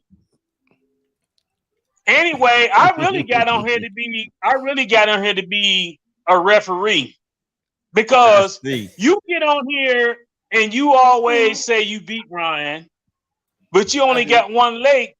You only got one lake that you can actually say you beat him on, right? I got two lakes I can beat him on. But hold on, hold on. You say Lake Harding, real quick. Right? We need to let people understand what's going on. So you guys, let's say that it's two lakes, guys. Understand that this is over the course of 10 years and about 20 lakes per year. So is there somebody? Yeah, but we're gonna simplify it. And Chicken Hawk, you may need to call your partner. You may need a little help. I ain't gonna hit you too hard. But the thing is, if you didn't win the league, there he is. Merry Christmas, man. What's going on, Harry? Merry Christmas. You see how they do me? Hey, you gonna need him. I just been pumping that iron to get these guns ready to back up the Hawk. You know, that's right, baby. Yeah. But are you using braided line? You using braided line or you using monofilament? Depends on the situation. Yeah. Well, then your arms ain't pumped up then. Uh-oh. Man, I got the gun show. Jason, You know, like I this is told 6'4", 220 pounds of sex appeal over here. So be careful now. Uh-oh. Yeah, Uh-oh, not yeah, the but see, 220. the thing is, if you're not using the right lure, then you ain't gonna catch a woman. But I catch Hey. them depend regardless of the line, but there's some lines better for Yeah, certain the only thing situations. you catching right now is chicken hawk. Catching chicken hawk. I think there's some chicken No, crap no, coming over on that no, bottom but, right screen is what I know. Yeah, there you go. There you go. Listen, Hey, first and foremost, Merry Christmas, Happy New Year's to you. So I got my system up running. Everything's checking out. It's gonna be too cold down here to go fishing. You know, I can't get out there like chicken hawk with them little bitty ass leg and big feet. You see what I'm saying? You all don't know what cold Yeah, is. yeah, We're we'll hitting do. single That's digits all right. up here this weekend. all right. Yeah. Hey, look, in Cincinnati, I'm from Cincinnati, so I know what cold So is. you know what I'm talking about. Yes, the next 2 days in Cincinnati, it's going to be minus 8 degrees, and the high is only going to be 7 degrees up there tomorrow. And they got a snowstorm coming through there. We're about So 2.5 hours I'm south praying of for Cincinnati. Yeah. Oh, where you at? West Virginia, on the western part, on the border of Oh Kentucky my and God! Ohio. Yeah. Hey, Lord bless you. Did you go buy up all the milk and eggs like chicken hawk? Oh, we've been known to pick some up. Well, up there you did. Look, I'm gonna tell you a little story.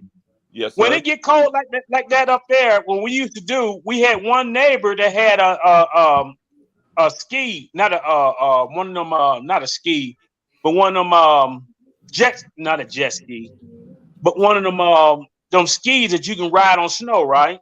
Oh, snowmobile. And snowmobile. What he used to do, he would have like 3 sleds, and he would go around to the people that he liked, and we would place orders. And it was one store. It was one store in our neighborhood would be open, and he would go there and get the orders for the people that he liked and bring it back. And we would either pay him the money, or he had a list you had to sign, and we would pay him back. That's how we used to, because the snow used to be like 3 to 4 feet deep. Yeah. Believe it or not, up there. Oh, yeah. Well, there was a time years ago before they put the dams on the Ohio River. People used to drive across the river from West Virginia into Ohio. That's correct. You're right. Yeah, that's correct. But this is like. Go ahead. Go ahead. No, I just wanted to wish MoneyBass and to Hawk and everybody watching Merry Christmas, Happy New Year's. Remember the reason for the season.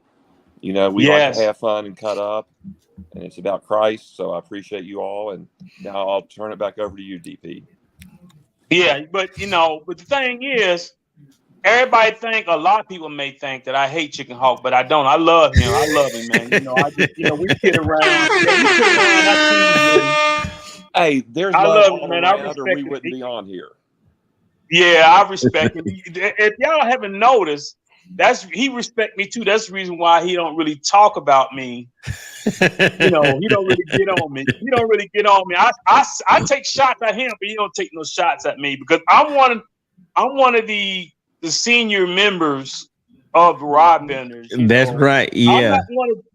I'm not one of the originals, but I've been in it long enough that the originals are all gone. I became a new original now. See. So you're the OG of that exactly. Club now. Is that exactly. Yeah. See, well, all I got to say is, Ryan, Deion Primetime Sanders going to Colorado, right? So you remembered his first message to the team, and there was 2 words he wanted them to remember. If you watched his video clip, so next year, them 2 words are going to be for me, for you all. You coming? I'm coming. Yeah, okay. Okay. And I'm bringing my luggage. I'm bringing my luggage. You know what? Mega Live. I'm gonna say this. I don't know if Deion is looking or if he watched the screen, but I lived in an apartment complex where one of his girlfriends were. Okay. Back when he was married. So I met Deion 2 times you know, when he was coming to pick up.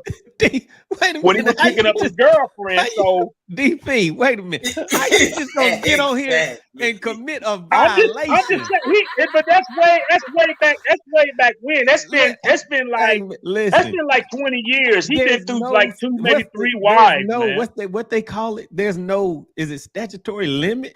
I mean, what? Yeah, but it's nothing they can do right now. It's like 20 years ago, man. Man, all it's the little contributions and Patreons, MoneyBass will be paying out if you keep that up. He'll never get that target. All right, so what lake you coming to? What lake you coming to? Well, Lord willing, it depends on the job and the family and things, but I'd love to try to come down here and fellowship with you all and learn a little bit. And Gunnersville could potentially happen. I'm trying to get you all to come up to Lake Cumberland. That's about listen, if the other two, y'all don't talk about my team. You see what I got on, right? You see what I got on. I see the Ohio State. I see that. Yeah, Ohio State. Now I'm not saying they're gonna beat Georgia. So don't be sending me no hate mail. I'm not saying they're gonna beat them. I'm talking to Smack because you don't talk to me unless I'm live looking you eyeball to eyeball. I hit you in the chat and you ignore me. But sometimes sometimes the writing that's on his phone is so small. I don't watch it on my TV. It's so small I can't see it, man. I'm sorry. I'm just messing. It's not that I'm trying to ignore, because I definitely want to talk to you. Anybody that's a friend of Chicken Hawk is a friend of mine. Well, first it's MoneyBass. If it wasn't for MoneyBass, none of us would be here. Even though he likes removing trees and debris from the lake. Going out there and practice, and all that stuff. Man, that was just two stick fish I caught. That was just two stick fish I caught, man. I owe Chicken Hawk a favor that I can never pay back unless the same thing happened to him. Okay. So I'm indebted to that man to respect him. I hit little shots to him, but he knows all in fun. But I'm gonna say this. Yes, I didn't know the day that I taught Ryan how to skip that he had Walmart brand lure or reels and rods. I didn't know that. Oh no! I'd have put him off my boat. I had stepped it up by that time. That was a few years. You should have put him off anyway. Nah. Well, now, Money, you need to tell DP what kind of rods I'm rocking over here with for the most part. What was that? Was that G Loomis? Yeah, he's over there with the G Loomis. Hey guys, look, we have a question here. Mako Mills says, "Hey Ryan, how did he get the name Chicken Hawk?" How did the name Chicken Hawk come about? So let me go ahead and just answer his question for him. So what has happened was, man, over the years, of just continually spanking him, and he would keep coming back and keep coming back, and he would always be like, "I'm gonna get you." Let me just go back up to something real quick. Let me go back up to something real quick. Hold on. And you gonna put that video on? Just give me a second. There what video? Go. So look, you see this comment right here? I fish to destroy you. So you guys heard what I was saying earlier. I mean, the whole topic of discussion for tonight is, why do you fish? And so I have come with peace, with generosity, with kindness and sharing in my heart. So, throughout the years, that's what I have been presenting to people. But every time I turn around, I look and I see somebody giving me the mean face saying, "I fish to destroy you." So I was like, man, this guy reminds me of somebody. And I don't know quite who it is, but he reminds me of somebody. So 1 or 2 more tournaments would go by after I finish laying down another spanking or 2. Here comes another mean face looking, and you see the comment down there, "I fish to destroy you." And I'm like, hey, what's going on? I was just out here fishing. I didn't know I was spanking you like that. I was just doing my thing. Turn and look, another mean face. You see the comment, "I fish to destroy." And I was like, man, this guy. And I was telling somebody at the time, I was like, that guy, he reminds me of somebody. And so one day we were sitting there talking, and I look and I see the mean face again after another spanking.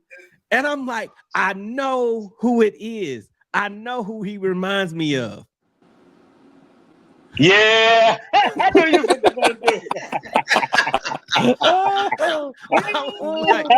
Every time I turn around, here comes Chicken Hawk messing with me. I'm just trying to mind my own business. Hey, Hawk, you got to say something, man. Hey, but you know what? If you watch that cartoon, that Chicken Hawk be beat down jokers. So that's why I went with it. Because if you really watch it, he might say something, but he's talking, that Chicken Hawk pulls up across his head. What? Yeah, you right. You right. He do drag him off. What now? He do, but he don't do it by himself. That dog was the one that set it up. Hey, well, you know. Who do you think's his dog? Well, actually, in the ride business, it actually was me. You mentioned putting him on some fish up at Erie one time. Yeah. So the dog actually was me. What's that dog's name? We need to find out what that dog's name was. You know what? I don't know what the dog's name, but the chicken is a leghorn, foghorn, or something like that. I think it's called. Yeah. Hey, Ryan, you. Daggone. Hey, I always thought he got that name from whenever you was doing your videos, he never did want to come up and talk to you or show the fish that he said. So I thought that was the reason why he got that name. So guys, what you see here is the answer to this question. Let's see, where is the question at? So the question was, Ryan, how did he get the name Chicken Hawk? There you go, guys. You're looking at it right there on the screen. That is Chicken Hawk, always messing with me. So that's how he got that name. Well, now, Chicken Hawk, you know I've had your back, but 2023, you're going to have to show up. Oh, I'm showing up. Hey, and when I mean, you're going to have to get a W. And when I show up, you know what I'm going to do? Show out. Show out. That's what's about to happen. Hey, Chicken Hawk, how many tournaments have you won in the rod business? On serious note, I can't remember.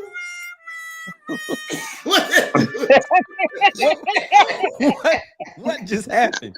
Hey, man, what's up with you and them side effects, man? Okay, hold on. Let's hop into a comment or two so he can wipe that sweat off his forehead real quick. So we have Pat hopping on here saying, DP, you're violating the bro code, man. You can't be on here talking about what you seen, what you saw when you saw what you seen, man. You can't be doing that.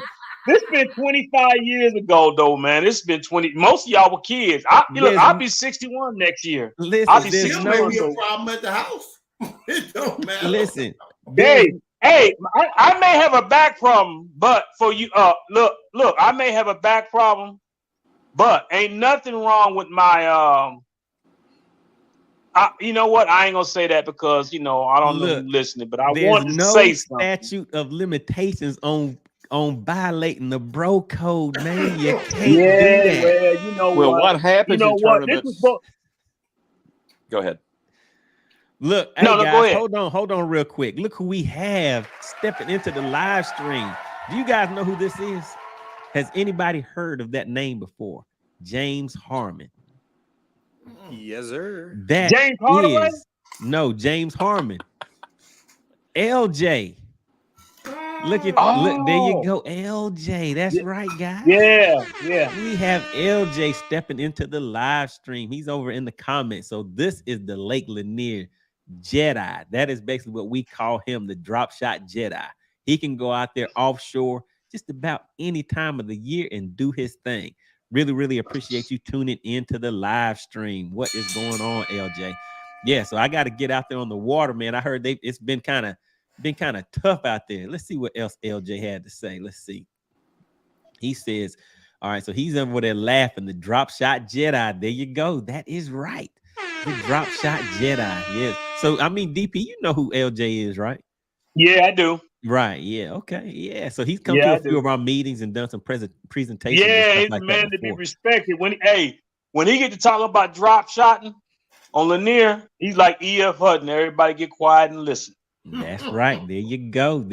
So yeah, if anybody wants to go out there on Lake Lanier and learn how to catch a few fish out there. He guides on Lake Lanier. So look him up, lanierbaits.com. So that's how you learn Lake Lanier on your home lake. You've been out there paying to guide with him. Is that what you're talking about, money? Say that again.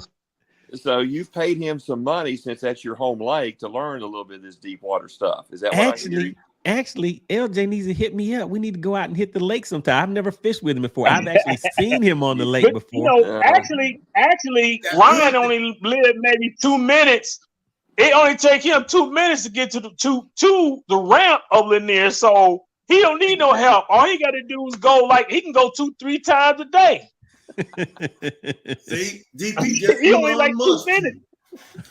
He only 2 minutes. He just did so, you know, but I'm still looking for this payback tournament, the one-on-one tournament. I'm gonna be there on Lake Sinclair because he, you know, I want to see if he can beat Ryan without no help. No, I can beat Ryan. I have beat Ryan without any help. You have? Yes. You have yet to tell me how many tournaments you done won in the rod benders. Wait a minute. I can't remember all the tournaments. Hold on. Excuse me real quick. Let me. Trophies down here showing what I won, and I got trophies up here showing what I won. But you have yet to tell me how many. I'm curious because you keep getting on here. You know what? You know what? I did say I'm gonna play referee, so I'm gonna be quiet. I'm gonna stop. Let me help Chicken Hawk out. All right, let's take a look at a few comments and see who we have checking in. Hey Hawk, where's the Durablast hat at, man? You better bring out that Durablast. Come on. Hey, look, and you know, hey, I keep it with me. I keep it with me, baby. I got that Durablast on. They already know. All right, so let's see who we have in the comments. So James is in there having a good time. All right, then Red Boat says that's a good one. All right, so yeah, they loving that chicken. They were wondering where that name Chicken Hawk came from. All right, Chicken Hawk and what was the name? Foghorn. Yeah, there it goes. Foghorn, Leghorn. There it goes. Foghorn. Yeah. All right, then Michael says, time for bed. Everyone have a great and safe Christmas. Hope this cold front doesn't kill my big bass pattern. All right. Yeah, I'm pretty sure you're going to get out there and do your thing. All right. Then we have LJ stepping in, the Drop Shot Jedi. He says, going great. It started to pick up in the ditches. Drop Shot, Demiki, and Spoon. Thanks for the props. Oh, yeah. LJ is out there doing his thing. All right. He says, it's like Curly, Mo, and Larry. And some other dude. I know who that other dude is. I can already see that one coming. Thanks, there, Jedi. But I must be back on one of them because I ain't got no hair up here. So I don't either. No, I think DP's to some other dude. I think so too. All right, and then we have LJ. He says, "That's right. We need to go out soon." Yeah, LJ, hit me up, man. We need to go out there on the lake. I'm right by the lake. I should be picking my boat up tomorrow. I took it in for service. All right. Then, we got Bottom Line Outdoors out here chilling. He says, going to Lake Hartwell next week. Is it a deep water lake? All right, guys. All right, let's go ahead and get into a little, how would you fish it? How about that? So let's just time of the year. Yeah, let's set the let me go ahead and set the stage for it. So we have Bottom Line Fishing. If you look down at the bottom, you see his comment. He says, going to Lake Hartwell next week. Is it a deep water lake? All right, so setting the stage for Lake Hartwell. If you are familiar with Lake Lanier, Lake Russell, Lake Hartwell, I would say you can pretty much fish those three lakes the same. They have spotted bass. They have largemouth in that lake. So with Hartwell, a lot of tournaments are won using catching largemouth. So if you know how to target those largemouth on Lake Hartwell, then you'll do pretty good on that lake. So is it a deep water lake? You can fish offshore on Lake Hartwell, but the majority of the fish that you're going to catch are going to be spotted bass. And there are numbers. There are a lot of fish that are going to be on Lake Hartwell. So you're in the size limit is 12 inches. So you're going to catch a lot of small fish unless you find that pattern where those big fish are at. So if you're fishing Lake Russell, Lake Lanier, Lake Hartwell, you can kind of do kind of the same techniques. Now, before we get into that and start getting some. So you see a head shaking down there, but let's go ahead and let the drop shot Jedi hop in here. And what does he say? I have some guides on Hartwell. I know fish are in the ditches too. There you go. Now see, that is what I was kind of leading to. So he just gave you the information right up here. If you go back up to what the drop shot Jedi told you, he said it's going great. So just imagine that he is talking about Lake Hartwell right here. Going great. It started to pick up in the ditches. Drop shot, Demiki, and spoon. There you go. So that's what I would say. I would fish it the same way that I would fish Lake Lanier or Lake Hartwell. All right. So now let's go ahead and let's run through it real quick. Chicken hawk.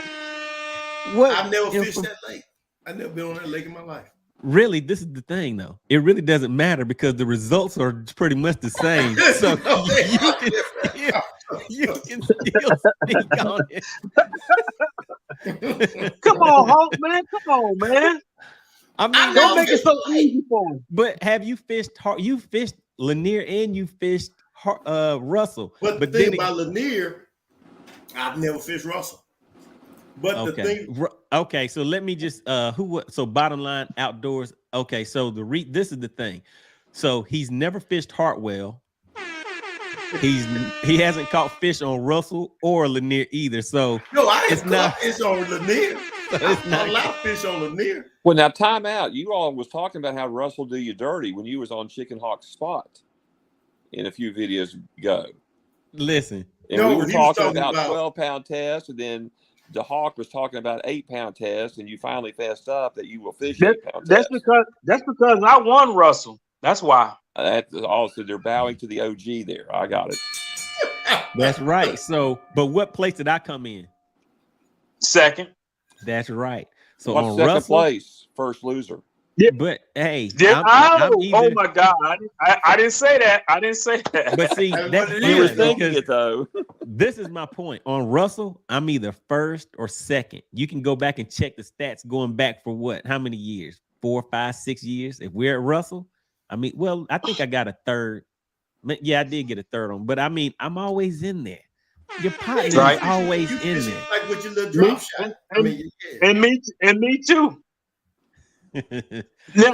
now, and since he's neglecting the same thing, let me go on. Lanier and Hartwell fish the same. Right now, Hartwell, they are in the ditches. And Lanier, they're in the ditches. But Russell, they on the deep points. I have to disagree. They on the main lake deep points. That's exactly because Russell fish different than any other lake that's on that chain. It just fishes different. From the years I got the experience I have on there, is they fish different. All right, so you're saying hit the ditches on Hartwell. And what bait would you say to throw on those ditches? Right now, if I was fishing a ditch, if I could find them and they were stationary on a structure, or if they were moving, I would throw a spy bait. If they were stationary, I would first throw a little small swim bait, or a fish head spin, or a spy bait. If that didn't work, then I would do something that a lot of guys don't do. Hover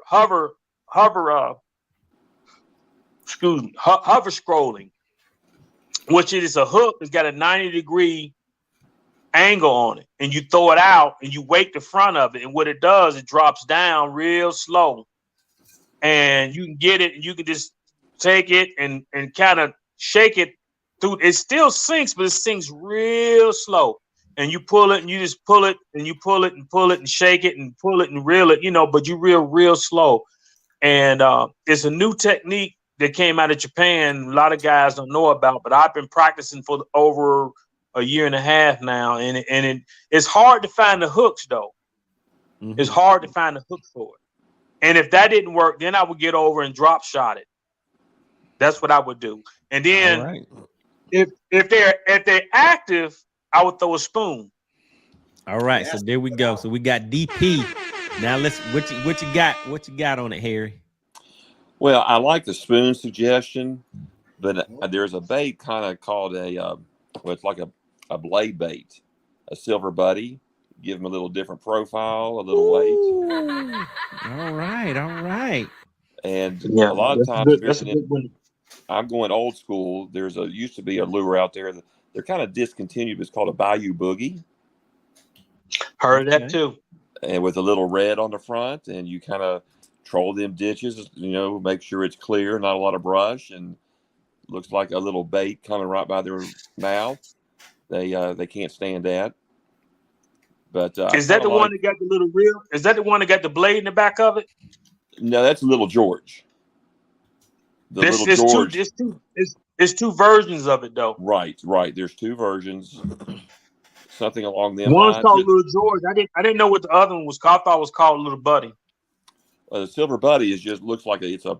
It's a blade. That's a blade bait. It's a blade. I'm talking about the one that's got That's a blade bait you talking about, but I'm talking about the one that's got the little blade, like a spinnerbait blade that spins in the back of it. You know what I'm talking about? Yeah, it's Little George. They make a couple different ones. But it's two versions. One's called Little George, which I knew that, but I don't know what the second version is. I don't know that one. But the old Bayou Boogie, they don't make anymore. But if you kind of Google that lure, that if you can get them, that's a good cold water bait sometimes, especially if the sun's out. Yeah. All right. So there we go. And check it out. So LJ is saying, do you want some real juice about Hartwell? Yeah, go ahead and drop it on us, LJ. What you got? All right. Then we have Red Boat. He says he's got to earn it. Ooh. All right. Let me see. Hold on. Let me see. Where are we at? That sound like a Ryan and a doggone chicken hawk daggone controversy. Hold on, let me just get caught up real quick. All right, so Bottom Line Outdoors. Okay, so there we go. We were addressing his question, and then we have Red Boat. All right, we have Red Boat Money. I'm planning on joining your Patreon page. I challenge Hawk right now. If he beats you in a tournament, I will pay for a year. What? Wait a minute. Yeah. I challenge Hawk right now. If he beats you in a tournament, I will pay for a year. we need to flop that around, Red Boat. Listen, so wait a minute. He's saying that if you beat me, he's gonna pay the Patreon for a year. That needs to be flopped because that means you're not gonna ever pay anything. No, that means that he's gonna be out that money. The question is, what am I gonna get out the deal? You'll be able to say, I beat him 3 times. But see, what Ryan's really trying to say is he's not going to get nothing out of it, so he can save all this money for this target lock. That's right. But see, he's been getting all this cash in from the Patreon pages, winning money at this volunteer tournament. I ain't got the money. All right. Look, let me get through these real quick. So we have Bottom Line Outdoors. He says, I'm coming to Texas. So some guys, it looks like they're linking up in here. So that's what I was telling you guys. What we come here to do is we have some fun. We try to network, and we have some guys in here. Looks like 2 of them are from Texas. And I think there's actually some more guys. Excuse me 1 minute, right back. All right. So there may be some more guys that, let me see. Hold on just a second. Trying to see how to do this. The real question is when you gonna meet me on Logan Mart? That's the real question.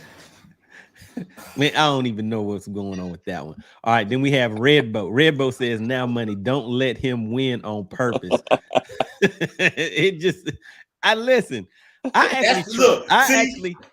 need to say this. I actually tried to let him win one time, and it still did not work. I was like, listen, this is the thing. I was like, man, let me go ahead and let him win this one so he can come back and everybody's gonna be like, yeah, go Chicken Hawk. You got that bad money back. What's happening?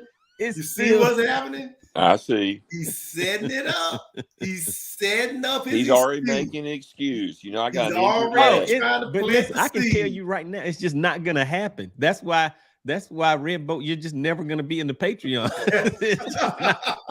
All right, so Vernon says, Bottom Line Outdoors. He set his excuses up already. He is. When I beat the brakes off of him, then he's gonna be like, oh, well, it finally worked. It finally worked. I finally let him win, and he actually won. You see what I'm saying? That's what he trying to do. All right, hold on. Let me get back to the comments real quick, guys. Hold on just a second. So we got Vernon Neal. He says, bottom line outdoors, where in Texas are you from? I'm just south of Fort Worth in Crowley. All right, so there we go. So yeah, those guys may be close enough to where they may link up and fish some tournaments together or something like that. All right, so Pat says that 1 year you dropped your fish under the boat at Russell. That is right. So what he is talking about, guys, is I had went out, had a great day on Lake Russell. I had 5 nice ones. I get to the scale and I started going through my fish to put them in the to get them weighed at the weigh-in. And I had 4 fish in my bag. Now I had been culling and everything. So I'm digging around in my bag like, what is going on? Where's my 5th fish at?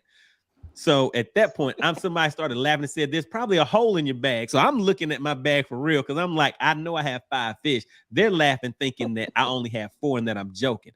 So I run back to the boat. In some kind of way, my 5th fish had jumped out of the bag and had flapped and was laying there under the boat. So some guys saw it. But yeah, so that's what he's talking about. Had my fish hiding under the boat. All right, so then we have LJ. Now he dropped it. World's smallest violin. All right, hold on. Look, guys. World's smallest violin. But guess what? Guess what the thing is? I still got first place, partner. I told you I had some good ones. How about it? And if you want to see that, just search MoneyBass Lake Russell, and you will see all of those tournaments that I'm talking about if you doubt it. So once I figured Russell out, I want to search. Can we search MoneyBass Lake Hardin? How about we search Chicken Hawk Lake Hardin? How about that? I don't think that's gonna come up. Oh, right, guys. All right, guys, check it out. So listen, so we have somebody dropping the juice on Lake Hartwell. So LJ, James Harmon, the drop shot Jedi on Lake Lanier. Lake Lanier baits, guys. 4-inch flutter spoon or 1/4 ounce Damiki with a 3-inch paddle tail, like our 3.5 swimmer casted. All right, let me see. Let it hit the bottom. Use your reel. Only 3 to 4 reels. Let it fall back down. All right, so go to Lanier Baits, and you, depending on how soon you said you were going to be at Hartwell, maybe you can get that setup, those baits over to you in time.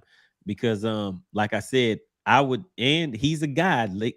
LJ is a guide on Lake Lanier, and he says, let me just show you real quick. Let me just find this message real quick. There we go. He says, I have some guides on Hartwell. I know. Fisher in the ditches, and he's giving you some info right there. That's pretty sweet. That's one of the good things about being in this community right here. That's where I think that blade bait, like that silver buddy, give them a different profile, especially if the bait is smaller than 4 inches. Yeah. Sometimes it can be 2.5 inches, 3 inches. Yeah. Yeah, but I you know what? But a lot of people, I like fishing stuff like you was saying. I like fishing stuff nobody really throw, like the little George. Nobody really throws that anymore. Exactly. You know what I mean?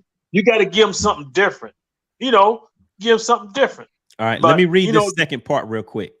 All right, so LJ also says double the rear split ring to stop. What does that say? To stop the using leverage and shaking it off. All right, so basically when you get those big ones on, they start shaking that head, you'll still be able to keep them on that line. So listen to those details, guys. Those details, double split ring. Who would have thought that? Who would have thought that? All right, then we have Texas Luke 2010 checking in. He says, you guys are killing me. Hey, man, we over here talking about some serious business. Got some serious business going on over here. Now, hey, Ryan, when we was talking about, you was talking about the Zepco. We was talking about fishing coming up. I started with a 6-foot cane pole. Then I went to like an 8-foot. Then I end up being I don't know if anybody really remember, but it was like a 20-foot cane pole. That's what we fished with in Ohio. Then I went to a Zepco, but it didn't have a 101 or a 202 or a 404. It was just a push button Zepco. That was the first Zepco that came out. I thought we was big just stuff back then. Yeah, boy. I had one. I broke my heart. I went to one on Pay Lakes, and it was full of catfish and carp, and but it had some bass in there and crappie, but they had tags on them, and the tags. If you catch one, you get money, or you win a reel or rod. And I had just caught a carp, and I got the tag, and it was for a brand new rod and reel. It had the line on it, and it was a Zepco. So I took that thing and threw out there, man, and hung into a big old flathead. That thing snatched that reel off. It snatched it, went through my eyes, and took it. My reel went in the water. I was mad, boy. I was mad. I was 14 years old, man. Well, I cried. Cause I had just, back then, man, my parents didn't give us allowance money. You had to go out how we made money when it snowed. We shoveled driveways, and we shoveled sidewalks. That's how we bought. We bought the stuff in the baits. We had tackle stores that sold worms, but we had an apple tree. What we would do, we put a hose out all day and let it float around the apple tree, and then at nighttime we go out and get all the night crawlers. That's how we got our bait. How about that sack of line? Sack of lay, baby. Who's been out catching night crawlers? Well, I ain't from down there, but I'm sorry. That's right. That's how we do it, baby. And see, we had 8-foot and 12-foot. Because you can't go that far because we in the bayous, man. You got all kind of, but you got to learn how to work that thing and just drop it in there. And then just kind of that's what I'm saying. That's what I'm saying. You don't know what you talk about. You don't know what you talk about fishing the cane pole, because what you do, you swing it. You take it, you hold it in your hand, you swing that thing out, then you drop it. See, now I know you don't know how to fish the cane pole. Just you're not doing that in the bayous. You're not doing it in the bayou. You gotta have an open spot. You're not. I take you in the bayous and you be hung up, look like you have string all around you. You got to be able to take it. I'm trying to tell you. How long of the line? Okay, this is gonna answer the question. Let me explain something. Okay. Now you stepping into that. I might give you a little bit on this bass stuff. Now you stepping into some real now right now. So like I said, we used to go in there and you going in that deep catfish and carp before then. I was a pro doing that before then. Hey, you going in that deep brush. We used to go places, and hear me out. We used to go in there. What we used to call, what y'all call the flat bottom boat, we call them bateaux back in Louisiana. Call them bateaux. I'm talking about fishing from the bank, bro. I'm talking about fishing from the bank. Well, yeah, when you going out there, I'm talking about we going out deep. We going out there where the alligators live. Okay. Where you over there fishing right here, and you watching a snake over here, and you got an alligator on this side, and and that's where I learned how to finesse. I learned how to take this thing like that, and I contort myself, and I drop it in there, and then this is what I do. That's when I do. That was my first bounce. That's when I first started bounce. Then I started bouncing jigs later, but I would bounce, boop, boop, boop, and then let it, and then whoop. And you got to come up, and you have to work it back out, because if you can't, that's why. Hold on. Okay. I'm trying to give you the evolution, sir.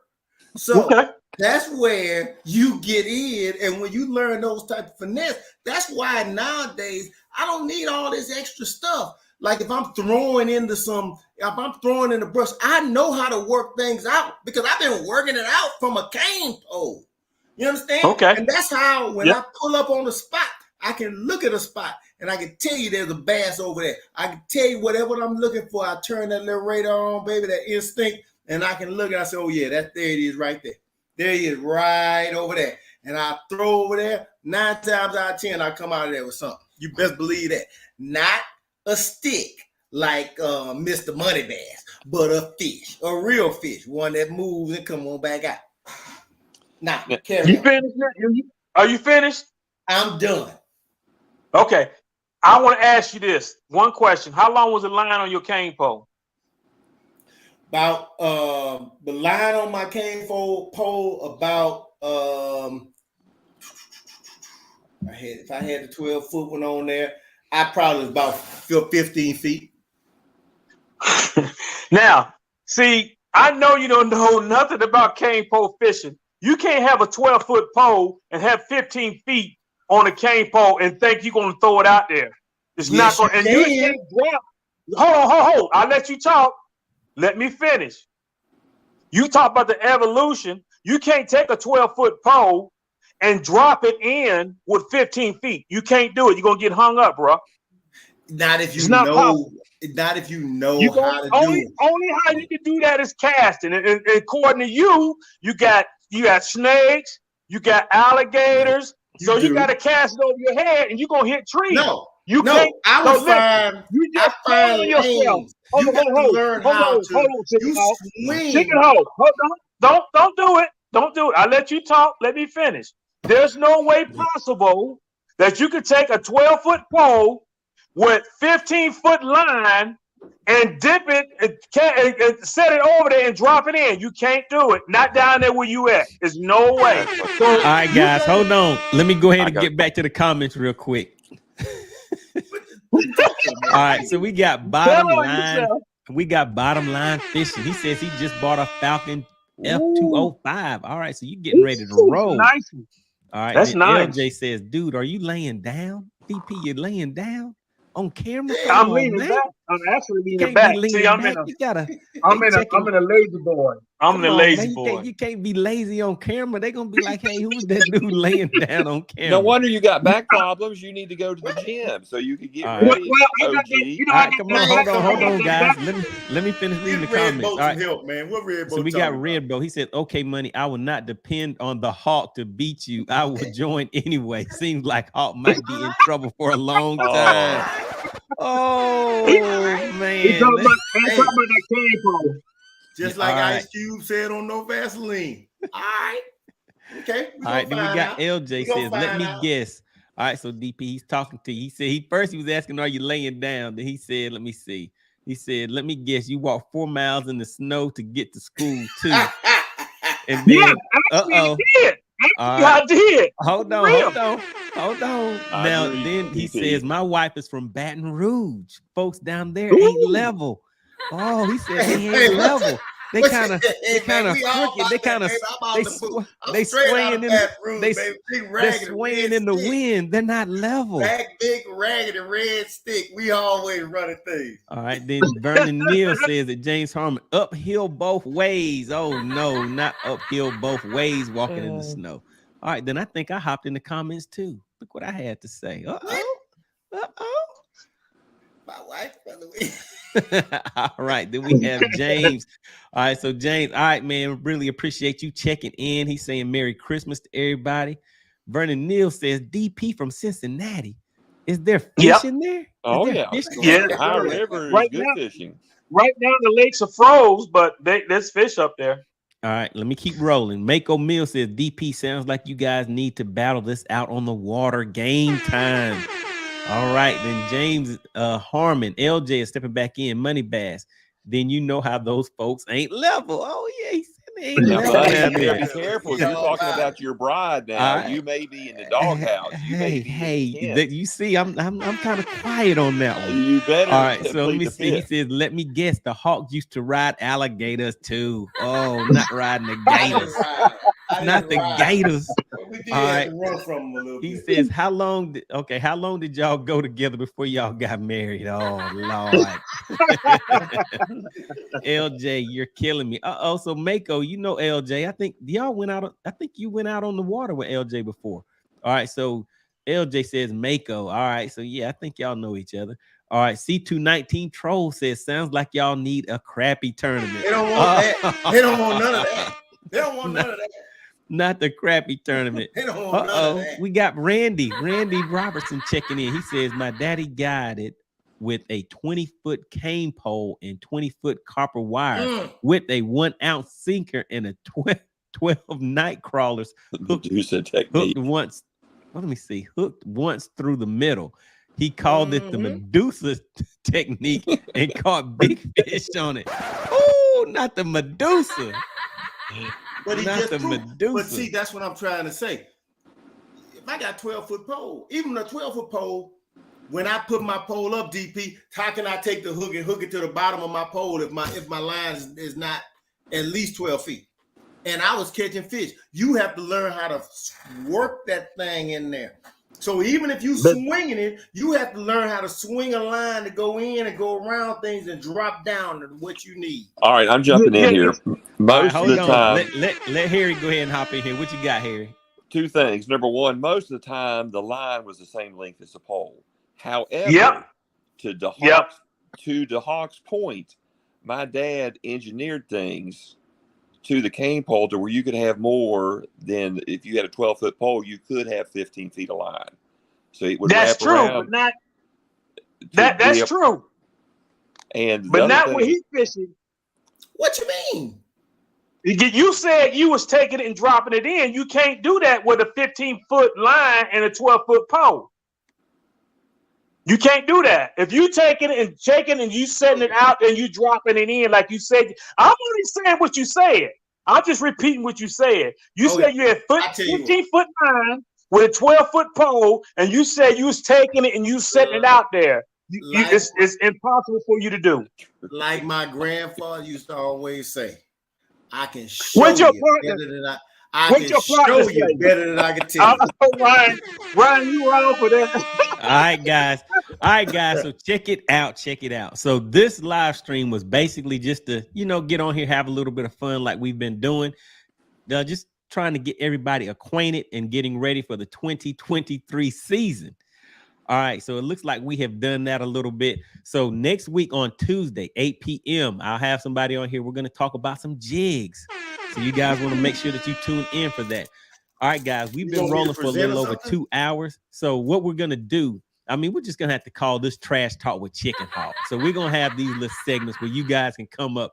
If anybody want to do a little trash talk, if Chicken Hawk shows up, then we'll do a little trash talk with Chicken Hawk. You think Chicken Hawk's the only one who can trash talk? Have you not been listening to him? Well, that's what I'm saying. So hold on. So listen. No, he ain't. He ain't the only one who can trash talk. But listen, let me answer a question one of the guys said about Cincinnati. When he said that he thought and it was 4 feet deep, you had to walk to school. Matter of fact, it was 4 feet deep that I had to walk to school, but I didn't walk, 4 miles. I had to walk 8 miles to go to school. But the only thing that didn't close around Cincinnati was the buses. They had chains on the buses, so schools never closed. All right. They never closed. He also said uphill both ways. Uphill both ways. It's the truth. All right, guys, listen. We're going to go ahead and close out on that. We have been rolling for about 2 hours. So we will be back on Tuesday. This is just halftime. We've done 4 before. That's right. Yeah, let's take over the show, man. Let's take over the show. Chicken Hawk ain't the only way to take over the show. Well, I do have a question for Money. That's right. It's gonna be my show next year anyway. So no, it's got to be. Here's my question, Money. I do have a question for you.